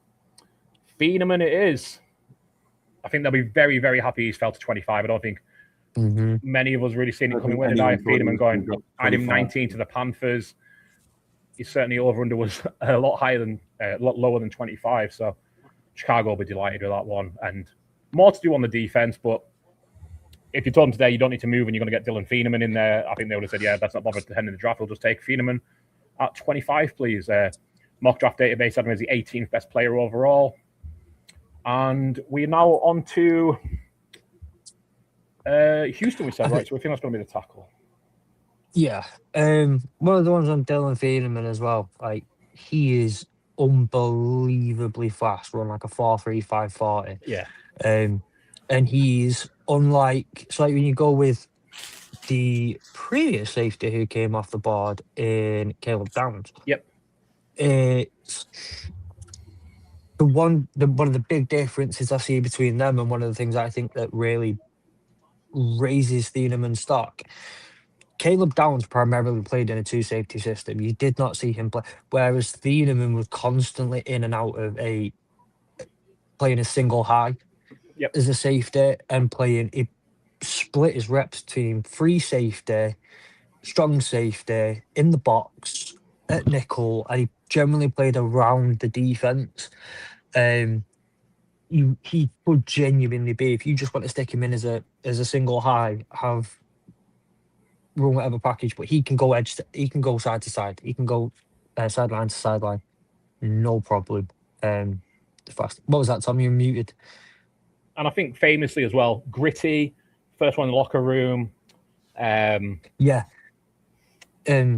Both Purdue and Oregon, his coaches said like his dedication for his preparedness, to be ready to go, to it was like they use him as the example on defense. It's like go be like him. Yep. I was going to say, does anyone watch cricket here or no? I've seen it before. A little bit. Because didn't Thieneman look a little bit like Joe Root? Yes, he does. Yeah, I would say a little bit, yeah. Hopefully it'll be more pick sixes and hitting sixes. Yeah. I just thought it when he came out. I was like, he does look a bit like Joe Root. He does, yeah. Great shot. There we go. And his NFL comparison to Harrison Smith. So that's a sucker for Vikings fans as well. That, in 2 words, white safety, yeah. Yeah. That was one of your cheesier ones there, Byron. Thank you very much. So that was a very family friend. That was a very family friendly one there that you played. Well, I mean, to be fair, if he'd gone to the Patriots, we might be having a different kind of rooting joke involving some certain insiders. But he didn't. He went to the Bears, so let's just leave it there, I think. Yeah, once again, great pick for the Bears. They got absolutely delighted, aren't they? It might be more railing than rooting, to be fair, Byron. I'm going to let it linger. And Dennis Allen as well, DC, who is a very good DC, not as much of a HC, but okay, those Bears fans are doing some kind of cringy dance. I'm going to ignore that. Yeah, Dennis Allen is the exact kind of defensive coordinator that you want a player like that to go to as well, in my opinion. Someone who isn't worried about losing the job anytime soon, isn't going to be going for a head coaching job, can just kind of, rise Thieneman as they go. So, yeah, all good for Chicago. It feels like it's all been good since Ben Johnson got into town, really. The arrow remains up, and what division that's going to be next year. That's all our NFC North teams have picked. Let me see what the odds were going into tonight on the NFC North, because I think it was very tightly packed, as we would expect. So, yeah, I've got Lions 7-4, Packers 19-10, Bears 7-2, Vikings 11-2. Fletch, what's your confidence level the Lions win the division? Not Caleb Rutledge. Oh, God. Caleb Rutledge. I love it. They needed a guard. Again, this is more reading about. Though. It is quite a reach. It is. And I think he's one who had a medical issue coming out of last year. Again, I'm leaning more on you guys here, but from what I was reading, he is like a real ass kicker, right? I think it is kind of the tempo. I said this with the Cowboys last year with Booker, that sometimes you do just need someone who can come in and push people around a bit, and nasty guard is kind of that. So again, I'm looking more at like intangibles and like reading about him here. You guys will have seen him more on film. But between the absolute desperation of need, I'm surprised they had to trade up to do it. I figured it must be a tackle to do so, but yeah. Also nicknamed Big Red, apparently. If 49ers stick and pick with the next pick, it has to be Caleb Lomi, right? 49ers have traded, so Dolphins are coming up. Oh, man. What did Gary say? Yep. What he said, I'm going to stay all the way up till 4:30 in the morning, and they're going to trade that pick away. And I think it's really annoying. I was actually sat here smugly thinking, we're going to get Lomo or Cooper Jr. here. And I never expected them to be there. I'm going to be so happy. I was just about to say that, and then I just saw next 4 picks, I thought 49's 30th. What's happening there? It's the Dolphins, and we'll end up getting like a project. It will stress me to death like that. We could have had Loma or Cooper. So who's going to Miami then? As part of the trade, the Houston got the 26th overall and the 91st overall in the third round. The Bills got the 28th, the 69th, and the 167. 167th overall in that. It's not bad. Nice for the Bills if there's no one though, especially wanting 2 picks to, move best part of 30 or 22 later on. And also, it wasn't on our betting show because I made a number of bets and didn't want to go all day. Rutledge I had to be a first round pick at 6-1, so we'll have a little celebration there for that one. I think that's our biggest winner of the night. I think so. So 6-1, I had Caelan Rutledge as a first rounder. So at least one of my late round guys has hit. Still a couple who are in play. But yeah, we'll celebrate that one. Could the Dolphins be coming up for a wide receiver, maybe? I'm going to keep saying Omar Cooper. I think either him or Boston. What do you think of Denzel Boston, Nick? He's not my favorite wide receiver in the in this year's class. I rated Casey and Omar Cooper above him. Yeah, I thought him a real struggle. I think he's inconsistent. Yeah, like you can see what the high end could be, but I really struggled when it was like he's a first round pick. I'm like, is he? It kind of caught me off guard there a bit. Truthfully, when I watched him, I thought he's just a big fella. He doesn't. I don't see the upside really. So he's got great hands, though. To be fair. Yeah, I don't know. For his size, he just doesn't look as dominant as he should be. It's kind of like where I struggled with him. But if he hits, and also the upside is. As well. Yeah, I seen someone actually at 27 suggesting for the Niners because you just put Mike Evans one side and Denzel Boston the other, and good luck. Mm. Then you also have CMC in the middle of all that, and Brock Purdy will just pick it all day. So yeah, they went tackle earlier. Obviously, Caden Proctor. Any, who are premiums here? Keldrick Falk at edge, Howell at edge, Zion Young at edge. Inside O lines. I'm going to stick Omar Cooper as my name. Anyone got a name they want to throw out? Oh, Omar Cooper. I'm going to stick with Omar Cooper. In terms of what they need, it's either that or they'll take a reach on someone like a Jamad McCoy. Or the way some of these picks have gone where it's like, oh, we have this guy as the next best at this position. They'll end up going with something like a Brandon Cisse. Who did they pick with their first one? Caden Proctor. I'll take McNiell-Warren just to be different. Yeah. I like that. I think pin me down to it. Give me I'll have him taking Jamad McCoy. Yep, makes sense like it did for the Browns earlier, in my opinion. Not playing for 26 anyway. The upside is a top 12 player in this class. Where did Delane go? 9? Delane.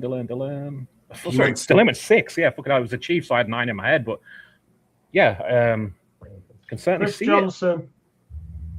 Oh, CJ2K out of retirement. What a pick. So it is cornerback, not Colton Hood or Avian Terrell, who I would have had the next. To be fair, Chris Johnson's highly, I think he's got a lot of upside. Daniel Jeremiyah had him going to the Patriots in his mock yesterday. Question is, what do the Bills do at 28? CJ Allen, I reckon. They need back linebacker. They need linebacker. They need defensive interior, safety guard. All those sort of trench picks. I can see a kid McDonald here. Yeah, maybe Christian Miller. Yeah, I think McDonald too. That's our second G5 player off the board, isn't it, Nick? Malachi Lawrence, UCF. Yeah. So San Diego sets 2 G5 players off the board, and neither of them are Emmanuel McNiell-Warren. Didn't see That's that one crazy coming. that he might drop out of the first round.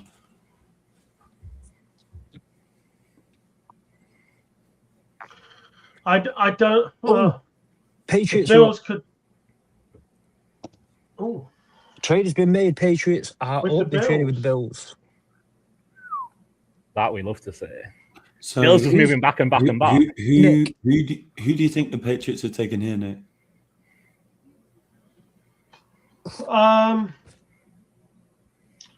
Well, if they're going tackle, it's got to be Caleb Lomu. I think if they're going tackle, it's Lomu. If they're going edge, then maybe it's Keldrick Folk or TJ Parker. I don't know. Caden McDonald maybe, but I think the two biggest needs for us are edge and tackle. So for me, it would either be Keldrick Folk, TJ Parker, or Caleb Lomu. As part of the trade, Buffalo traded number 28 to New England and get number 31 and number 125 back. Phil's just back. Caleb Lomu, there you go.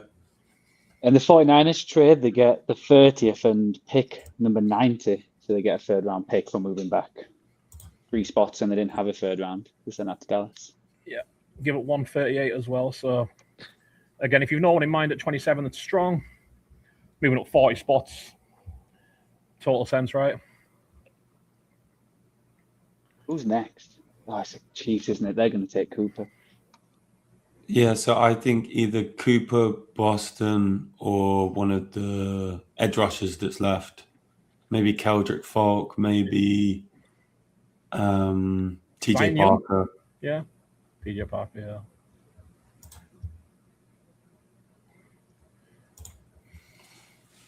Would they be a Denzel team? Caleb Lomu played both left and right tackle, as did Spencer Fano.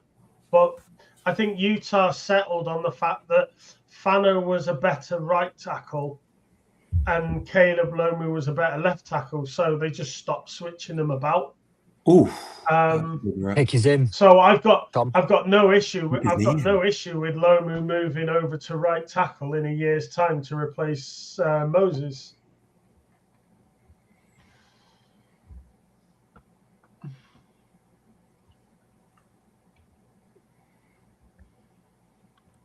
So, Tom, who are you hoping for? So Did you put a name? Omar Cooper, Denzel Boston, Keldrick Folk, or TJ Parker. One of those 4. I said Omar Cooper for like 40 picks in a row, it feels like. So I'm going to say they're going to take... who did they take earlier? They took Mansour Delane, so they're not going to take another corner. Surely it's going to be either an edge. Could be an edge, could be a wide receiver. I think it'll be Omar Cooper, so it'll be Denzel Boston. But I'm going to say Omar Cooper. Because, like, I was going to say, what you say now, they're going to take Denzel Boston, then you watch Omar Cooper comes off the board. Yeah, that's why I can't not say it's Omar Cooper. I know how it's going to go. I've got a soft spot for Denzel Boston, and I don't know what it is. I watched his tape and I just fell in love. So I hope it's him, but who knows? Be a fun one in the red zone because, you know, as Kelsey ages out. That's what I'm saying. Kelsey's a big guy, in the red zone to Denzel Boston would be a cheat code. Yeah. I do wonder, is there some, like, you know, duplicativeness between Omar Cooper and Rashee Rice a little? So maybe that's the only thing, is they are quite similar players. So but then again, Rashee Rice is on his contract year, so after this year, he's probably gone. Yeah, not a... Because I don't know if you saw, but he literally said, I want JSN money. Did he not? Good luck. Good luck with that. It might get it motor racing, maybe, but I don't think it's going to get it in the NFL. So, and I like Rashee Rice as a player, actually. I think he's really good. Scariest player to own in Dynasty, I think, because you don't know what headline you're going to read day to day, but he fucking puts up catches like no other. So I'm not sure how we would do in a non-Mahomes offense though, because so maybe that is a reason to go Omar Cooper and kind of ease that transition out. Because I wouldn't want to give Rashee Rice, CeeDee Lamb, JSN money. Nah, definitely not. And I don't think that works for the team building of the Chiefs either. I mean, they traded Tyreek Hill because they couldn't. It doesn't at all. Pay that way. So, Fletch, especially because he kind of regressed last year. Like he had a few drops and he kind of stepped back a little bit. And the one thing he can't do is drop the ball because like that's all he does is catch. Like he's not burning you over the top like Tyreek did, and he's not like a yak king. So like he has to be able to catch the fucking ball. You say that, but he did. I think he led the league in yak in his in his first season. Joe, Fletch, Nick, who are we thinking? Sorry, I was miles away there. But still the Chiefs. Oh, hang on. Jets are back up at number 30. Oh, 49ers have traded again. There's no first round pick. Keldrick Falk maybe for the Chiefs. Yeah, makes sense.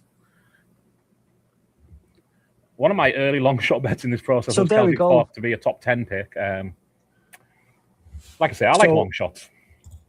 Joe, I apologise. Gary, you were right. You would stay up until ridiculous o'clock, only for the Niners to not make a pick. Lovely. Fun one to. Poor Gary. I always like the team who was picking first on day 2, though. I always think it's like such a little advantage. Like you get to relay the board, you get to listen to everybody's trades coming in. Because I always think that phone must ring all day. Because there's always somebody. It's like, man, that guy's still available. Quick, let's get Jermaine McCoy in for some medical testing overnight, etc., etc. So, interesting position the Niners will be in. I presume they've got 33 in that deal. That'd be kind of wild if they didn't. And we're just waiting on. Oh, pick is in for the Chiefs. So I always love seeing Andy Reid in his like floral shirt. His Thursday best. Yeah, literally. He's one of the few head coaches my wife recognizes, and it's because he is the cheeseburger guy, which I think that is what Andy Reid might want on his tombstone, truthfully. Yeah, literally. Actually, you do cheeseburgers. Isn't that what he said when they won the first Super Bowl? Like, what are you going to do with your ring? He was like, I want to go get myself some cheeseburgers. I'm going to get myself a cheeseburger, yeah. Chiefs select Peter Woods, defensive interior. What?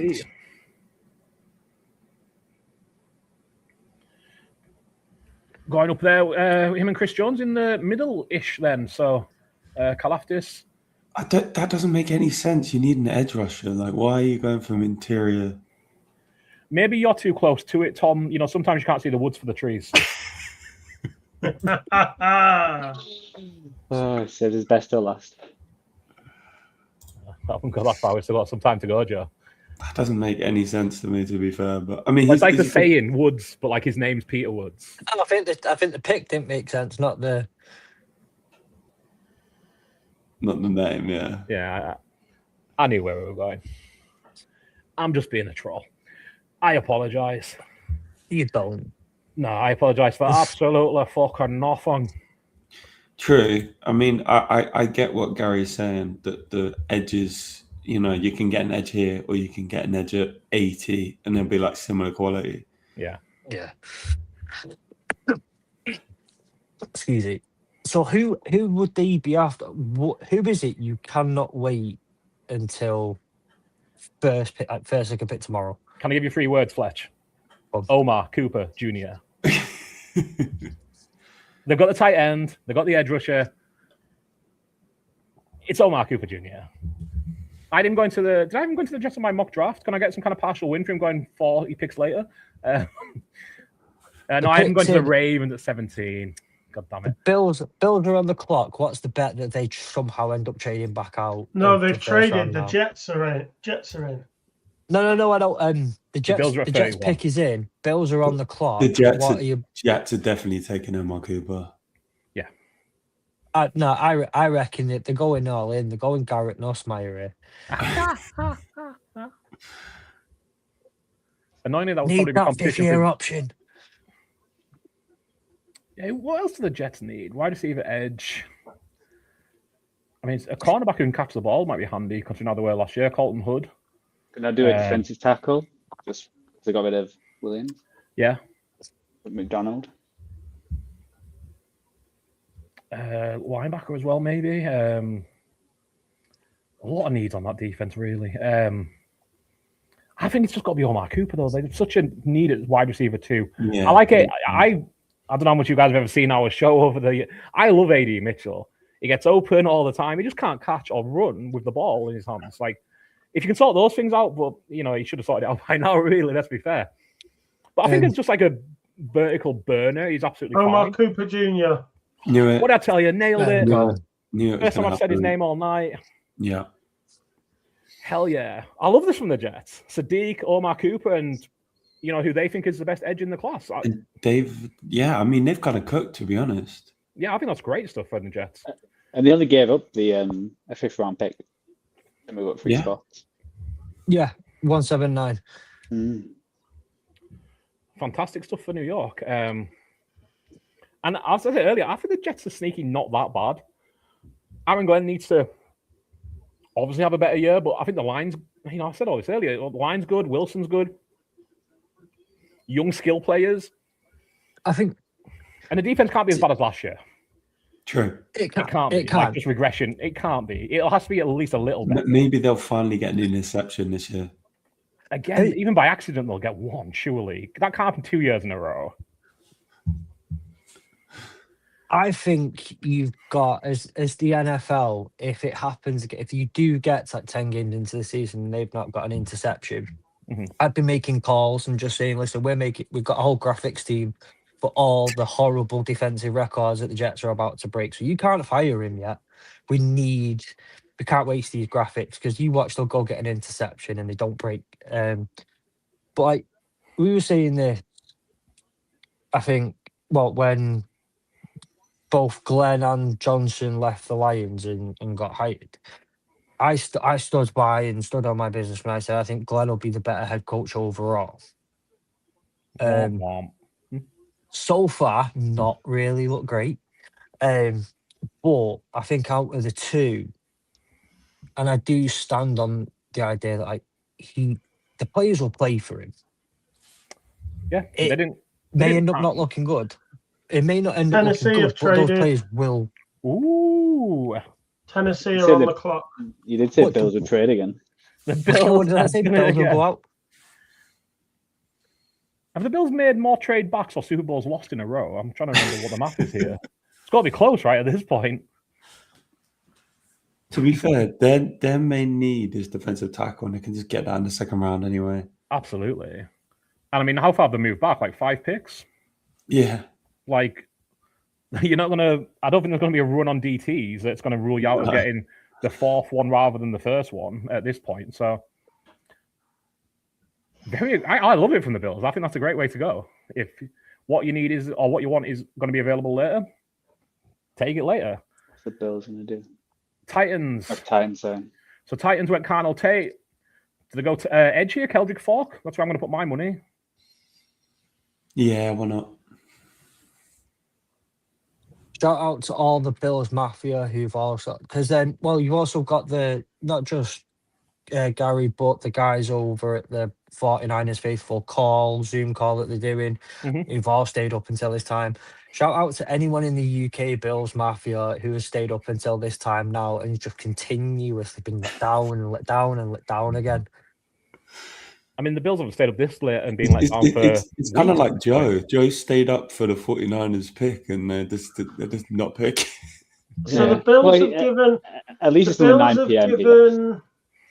The Bills have given Tennessee number 31, number 69, and number 165. And in return, they've got 35, 66, and 101. So they've moved up 3 spots in the second, but have moved up a good 60-odd spots in the 4th round or 5th round? 4th round. So that's their big. That's the trade. Stacking and the pick is in. I'm going to go Keldrick Falk. Nick, who are you going for the Titans here?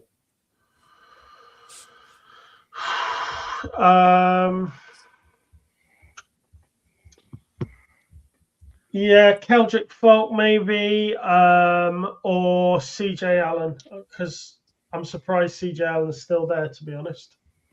Yeah, I'm surprised he's still there. Each of mine, Paul and Joe's draft bet picks of a first rounder are still available. We had Emmanuel Pregnon for Joe at 6-1, Cassius Howell for Joe 11-5, Zion Young 6-4 for me.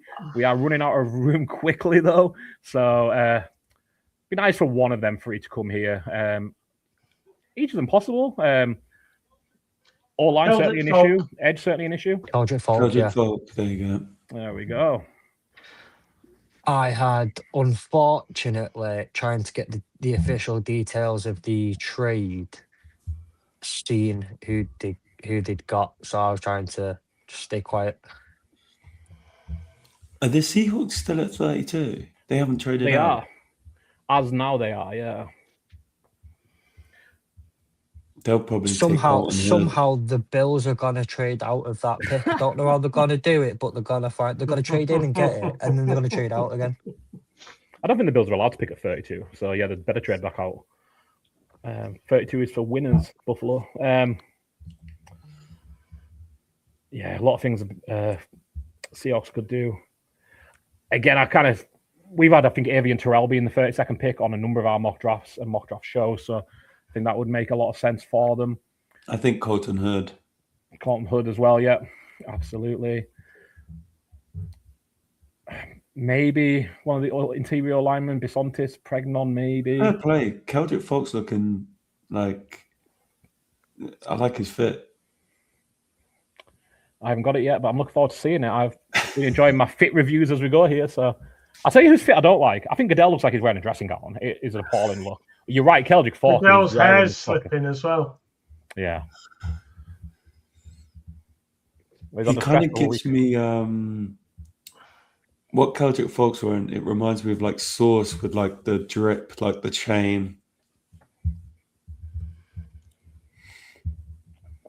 I wonder who's left in the green room as well. Not sure who. I'll double check that in a sec. One pick left. This has flown by tonight. That's the 8 minute. Those 2 minutes make a huge difference. I'm telling you. That's what I kept on. Anyway, let's not get into. I was gonna say it's you say it's flown by, but it's also been like the length of a football game, basically. Well, that's why they reduced it, didn't it? They want to narrow it down, and by taking 2 minutes off every pick, they save an hour. So yeah, true. But it's a damn good football game. It's better than a lot of football games. Let's be blunt. Anyone remember watching the Jets? I was gonna say we've had 3 Jets highlights. You don't normally get that in an entire season. So Anyone remember the Bears Vikings 6-3 game? My god, that game was terrible. I couldn't even I love games like that where it's good defense, but it was just terrible offense. That's the thing. Game. Is it good defense or is it just we cannot execute? I was thinking when you were saying that a few years ago now, Seahawks Cardinals that finished with a missed field goal each in overtime, 6-6 tie was one of my highlight lowlights. That came to mind. And I'd rather watch this. I love the drop. What about that? There was one with like the 49ers Seahawks that ended like 9-3 or something. I think it was with the Rams. Yeah. I think it was just like terrible weather. I think it was a Thursday night football, and he was just like, It was. That's spot on. It was, and it was just all field goals all game. That's all they scored. We had one with the 49ers Seahawks recently. Where the 49ers just got 6 points. Seahawks did score 41. Joe probably remember that better than me, though. So I can't remember that. I was busy that day. I'm not surprised. At least someone. It's like people slacking off the Super Bowl between the Patriots and the Rams. I thought that was an unbelievable defensive display. You love defensive football. Was, to be fair, I love that one. I would have like much rather have seen Chiefs versus Saints, but yeah. I wonder why. Who was it with the pass breakup? Stephon Gilmore. Great got robbed. The Rams shouldn't have been in that Super Bowl. I personally would have rather the Lions versus the Dolphins in that one. Just saying from my perspective. In fact, no, because knowing who our head coach was at that time, I don't want him the satisfaction of taking us to a Super Bowl. Screw him. Was it Matty Patricia? It was. All pencil lugs. So Keldrick Falk to the Titans. We have one pick remaining. The Seattle Seahawks. Let's all stick a name on it. I'm going to go Avian Terrell. Joe? Yeah, that's what I picked in on my draft, in mock draft. So fantastic. Tom? Colton Hood. Nick? I'll go McNiell-Warren. And Fletch? Safety is a big one. I'll go Brandon Cisse.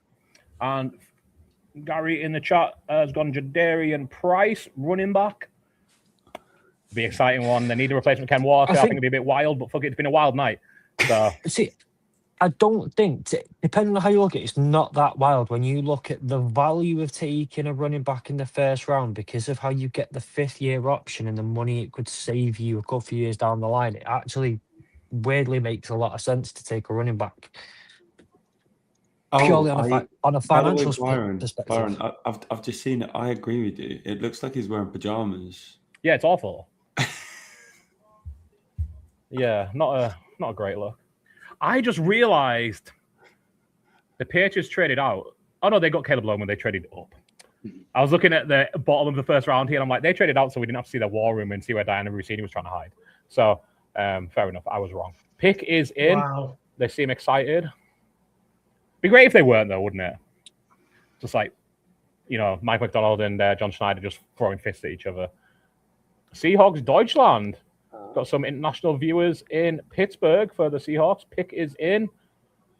I can't believe how quick this has gone. I know it's 8 minutes a pick, but it's really flowing. Thank you guys for such great company. First of hopefully many AAW, GTW crossovers. I think so. 100%. And we've got Paul out of the way now as well, so, what could be better? Do you know what? Every time I think about it, then I realise, like, you're both Northern, so I'm happy either way. Well, what's he saying? Not the biggest compliment I've ever had, but all right, cheers, Fletch. Listen, it is absolutely an well, I mean, the North's the greatest place in the world. Like I said, Carlisle's the greatest city in the world, so it's certainly the greatest area in the world. But I think you still see a difference between myself, Joe, and Paul.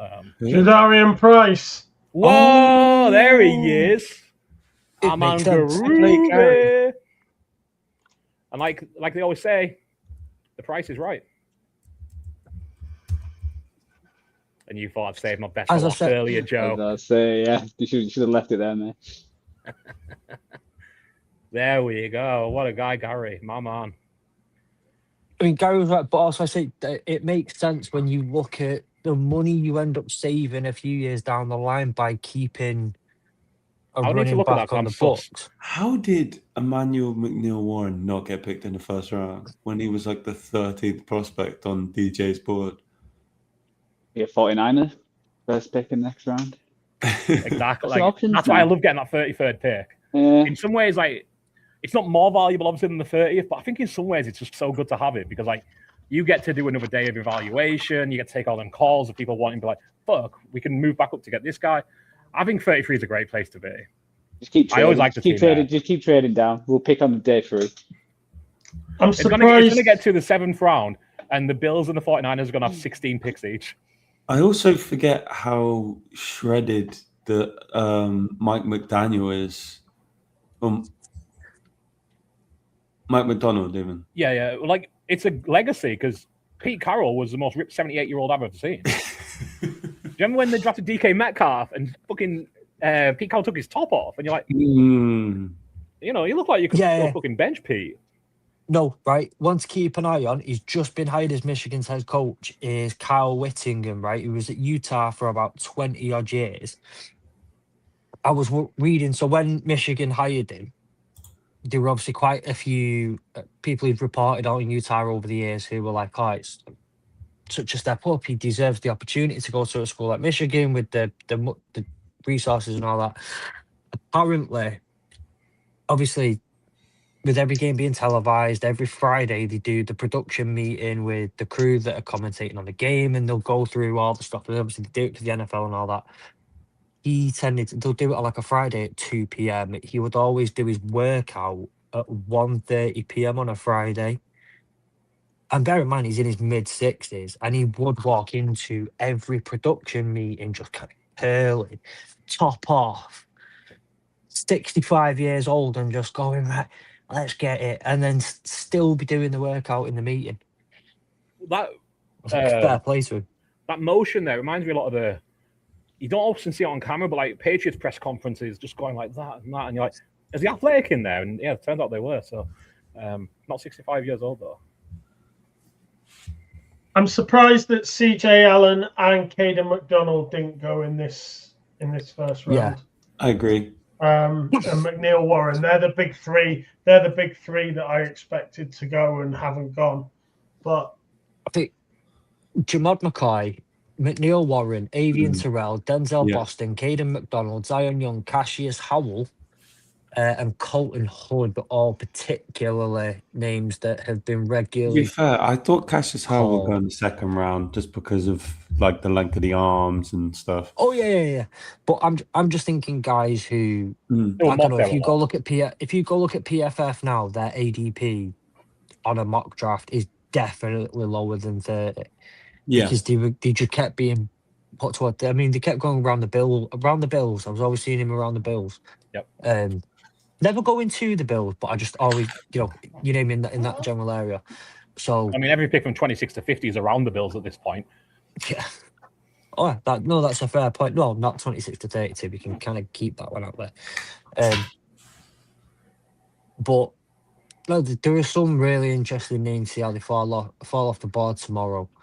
Chris Brazell as well. He's someone who seemed to slide towards the end. He was getting picked as a first rounder about 3 weeks ago, and then just seemed to his name stopped getting mentioned. A couple of other DBs that you guys haven't mentioned yet, and again, I'll bow to your knowledge on DBs and college football. Traden Stooks was like a late riser, it felt like, in the process, and D'Angelo Pons. There's so many DBs. Got Brandon Cisse, you mentioned earlier as well. Colton Hood, Avian Terrell, and I mean, we keep saying Jermaine McCoy as well. So maybe you can see why they did fall, because it does become a bit of a backlog of like, is there really one worth reaching for if you can get one, 10 picks later, probably. So, but before we wrap up for the night, favorite pick, most crazy pick, go around. Joe, you got us going. Who was your favorite pick, or your most like what the fuck moment of the night? And you're on mute if you don't know. Yeah, except for that Ty Simpson one was probably the craziest one. I didn't expect the Rams to go there, and I've seen it all over like X now. It's like a lot of NFC West supporters who are not the Rams are probably pretty happy that they went Ty Simpson, that they didn't improve this year from through the first round. That it's more a future one, and we'll see how it turns out. So, yeah, that's the crazy one. And I think, what do I love? I was a big fan of the Love one. I think the Jets. The Jets getting Cooper Jr. at number 30. Love that. I was hoping the 49ers would get in because I think they need some more wide receiver help. So, but the fact that the Jets managed to get 3 picks and Cooper Jr. is still there at 30, and then you have to give too much up. I think just a 5th rounder for him. I think that's the best pick. Tom, 2 picks for the Chiefs. Got Peter Woods, bit of a head scratcher, I think it felt like, and Mansour Delane. Yes. How are we feeling after 2 picks? I'm fairly happy. I did think they were going to take an edge rusher, but at the same time, I can understand. I mean, I understand why they took Delane early. Peter Woods, I was a bit of head scratching by, but at the same time, I don't know how Brett Veach, thought about it and put it into place. So I'm sure he's got a plan. But I would say the most surprising one was Mekhi Lemon falling to 20 to the Eagles. That was a bit of a crazy one. How he strikes again. Indeed. Nick, obviously, ended with Caleb Lomu and thought on Caleb Lomu as your Patriots. But then, your craziest, your happiest pick of the night that wasn't a Patriots one? Lomu was really the last one left, and like I said, the page needed to take one, so fair enough. I guess Arizona jumping in with Jeremiyah Love was a surprise. I would say Cleveland taking Fano ahead of Mauigoa, maybe. Yeah. Caden Proctor going at 12 to the Dolphins was a bit of a surprise. And I think probably the last one that I was like, oh, right, okay, would be Caleb Banks to the Vikings. So, it's very hard to say that one absolutely shocked me because you ultimately don't know anyway. But there are the ones that you can see and you think, I did not have that on my radar at all. So, yeah. Yeah. And then we go to Fletch, who is now adorning the sickest oversized hoodie I think I've ever seen. It's in United. It's not a hoodie. It's an Ude. Like fluff. It's an Ude. Or a I thought you were a common northern man. I don't know what the hell an Ude is, mate. So, resident of Lake Michigan. It's my one middle class southern comfort that is like I have my Ude. It's beautiful. I think Carnell Tate going at 4 did take me a little bit. We always expect him to go top 10. Did not expect him to go in the lower ends of that, in the bottom end. Sorry, the lower end of that top 10. How do we call it when technically they go high, but also they go low, and a low number? But that one took it. I think was impressed with Tom being when we did the AAW draft. He got the right pick, wrong number, but right pick for the Chiefs. First way round in Monsoor the Lane. I've been very, very high, as most people know. I think Nick, more than anyone, can kind of really attest for how high I am on Jordan Tyson. And now I think he's the best wide receiver in this draft. When I was writing this little book and putting some of my last bits in, I went back and watched some more of his tape just because I really, really, really like him. So he was my guy in this draft, and he's gone to my wife's team. So Mrs. Fletch, I will be telling Mrs. Fletch excitedly all about it tomorrow when she wakes up. Happy to see Spencer Fano go ahead and go be the first tackle off the board again. Going back to the offensive line episode we did on the college episode, I was arguing a bit with Nick over who was going to be the number one tackle, and it is a 1A 1B. It was neither of us ever saw it as anything other than a 1A 1B. From Fano and Mauigoa, it's just what you prefer. But it was good to see Fano go, and I'm happy for Ollie that he gets my favourite in the draft. And just watching some of the way those fell, like watching how Caleb Downs fell out the top 10. Obviously, everyone's gonna say it. Ty Simpson is the shock of the draft. Makai Lemon falling to 20, as everyone said. And my what about thing Ruben Bain falling to 15 as well? Ruben Bain falling to 15. But my favourite thing, and I love to do this every draft, and obviously I had to dip halfway through, fill up the coffee and all that sort of stuff. My favourite thing to do is go and check the Twitter page for the Detroit Lions and just watch the meltdown of people who hate the pick, because everyone hates the pick all the time, every time. It's never the right pick. And if a GM hasn't earned the trust in Brad Holmes, then I don't know if many have, because that is wild. Yeah, so I mean, Blake Miller was not the name I wanted, but I've said this whole time: offensive tackle, go boost up the offensive line. You got the right position, but apparently it wasn't. We didn't trade up to get Ruben Bain Jr., so it's wrong.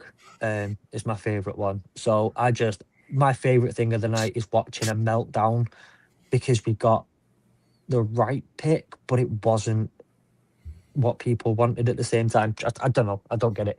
People just have a bad feeling about it. My highlight, Caleb fucking Downs to the Cowboys. Put it in my mock draft. 44 top 10, end on the Cowboys. He did. My biggest shock, it's obviously Ty Simpson, the biggest shock. But Tom came in there with what I thought it was. Ruben Bain's 15. Don't really understand it. Sure, a bit short-armed, but I think that's kind of wild. If he told me Ty Simpson was going ahead of Ruben Bain, I figured Ruben Bain would have been wearing a gas mask at some point tonight. So absolutely stunned by that one. And kind of the biggest kind of bummer of the night, truthfully, is the NFC East. So the Giants had Arvell Reese and Francis Mauigoa. The Commanders had Sonny Styles. Fucking Eagles get Mackay Lemon. The Cowboys, I think, had a great night. And yeah, it still feels like womp. Everyone else got better as well. Like, can none of you guys take Tyson Simpson or Caleb Banks or, you know, one of these shock guys? Everyone just drafts really well. Like, The shot of Mackay Lemon on the phone that was on the TV was actually him, according to Ian Rappaport. The shot of him on the phone was him on the phone to the Steelers as the Eagles jumped up and nicked him. He was on the phone to the Steelers, and the Steelers were talking to him as in, we're going to take you in our next pick, which was a pick behind. And the Eagles jumped up and nicked him. That is absolutely incredible. That lemon is going to leave a bitter taste in the Steelers' mouth. Brilliant. I did enjoy, by the way, the shot of, obviously, with Jordan Tyson coming out, tears rolling down his face. An unfortunate shot of the dribble and all that coming out of his mouth because he was crying so much. That wasn't. I was going to say, he was snotting everywhere, Fletch. He was. He's going to look back at that and go, it's one of the greatest moments of my life. Watch me walk out. Oh, for God's sake. Like, that's my biggest moment in life so far. And it's but I'm dead happy for him. But the shot of him in the green room, he's watching the NBA playoffs with his mate. And I thought that was just brilliant. The biggest moment in your life, and you've got an iPad in front of you watching NBA playoffs. Love it. The stylish face in the whole draft was definitely Ruben Bain as well, falling to 15. Like, you could just see he was so pissed off to fall that far. Well, the Bucks will be happy they've got a pissed off edge rusher. Yeah. Is what I'm thinking, because, I mean, he's fucking a force as it is. So, yeah. Pissed off version. I don't think it'll hurt anyone. We've seen plenty of players come out very motivated. Amon-Ra St. Brown being a famous one of the 16 wide receivers taken ahead of him, and you know, I think they're pinned inside his head, truthfully. So we do have one draft pick remaining on our bets episode from the Monday. I just seen 49ers wide receiver still in play for me at 17-4. Didn't think it'd be on day 2, but we are still alive. A few hits. I think we got through them all as we went. So not a bad overall outing. We'll update our final P&Ls as we go. But lads, I'm going to wrap up here. Thank you so much, the AAW lads, for joining us. We had Gary on earlier. Our Falcons fan, Chapman. Thank you very much. Name slipped me. We had your boy K come on for a second and end our fucking stream, so we'll be in touch. But otherwise, real smooth sailing. Thank you guys for sticking up all night and making this such a blast. Joe, cheers as always for being the man. We will see you Monday at Good Teams and Great Teams Cover for our winners and losers episode of the entire draft day weekend.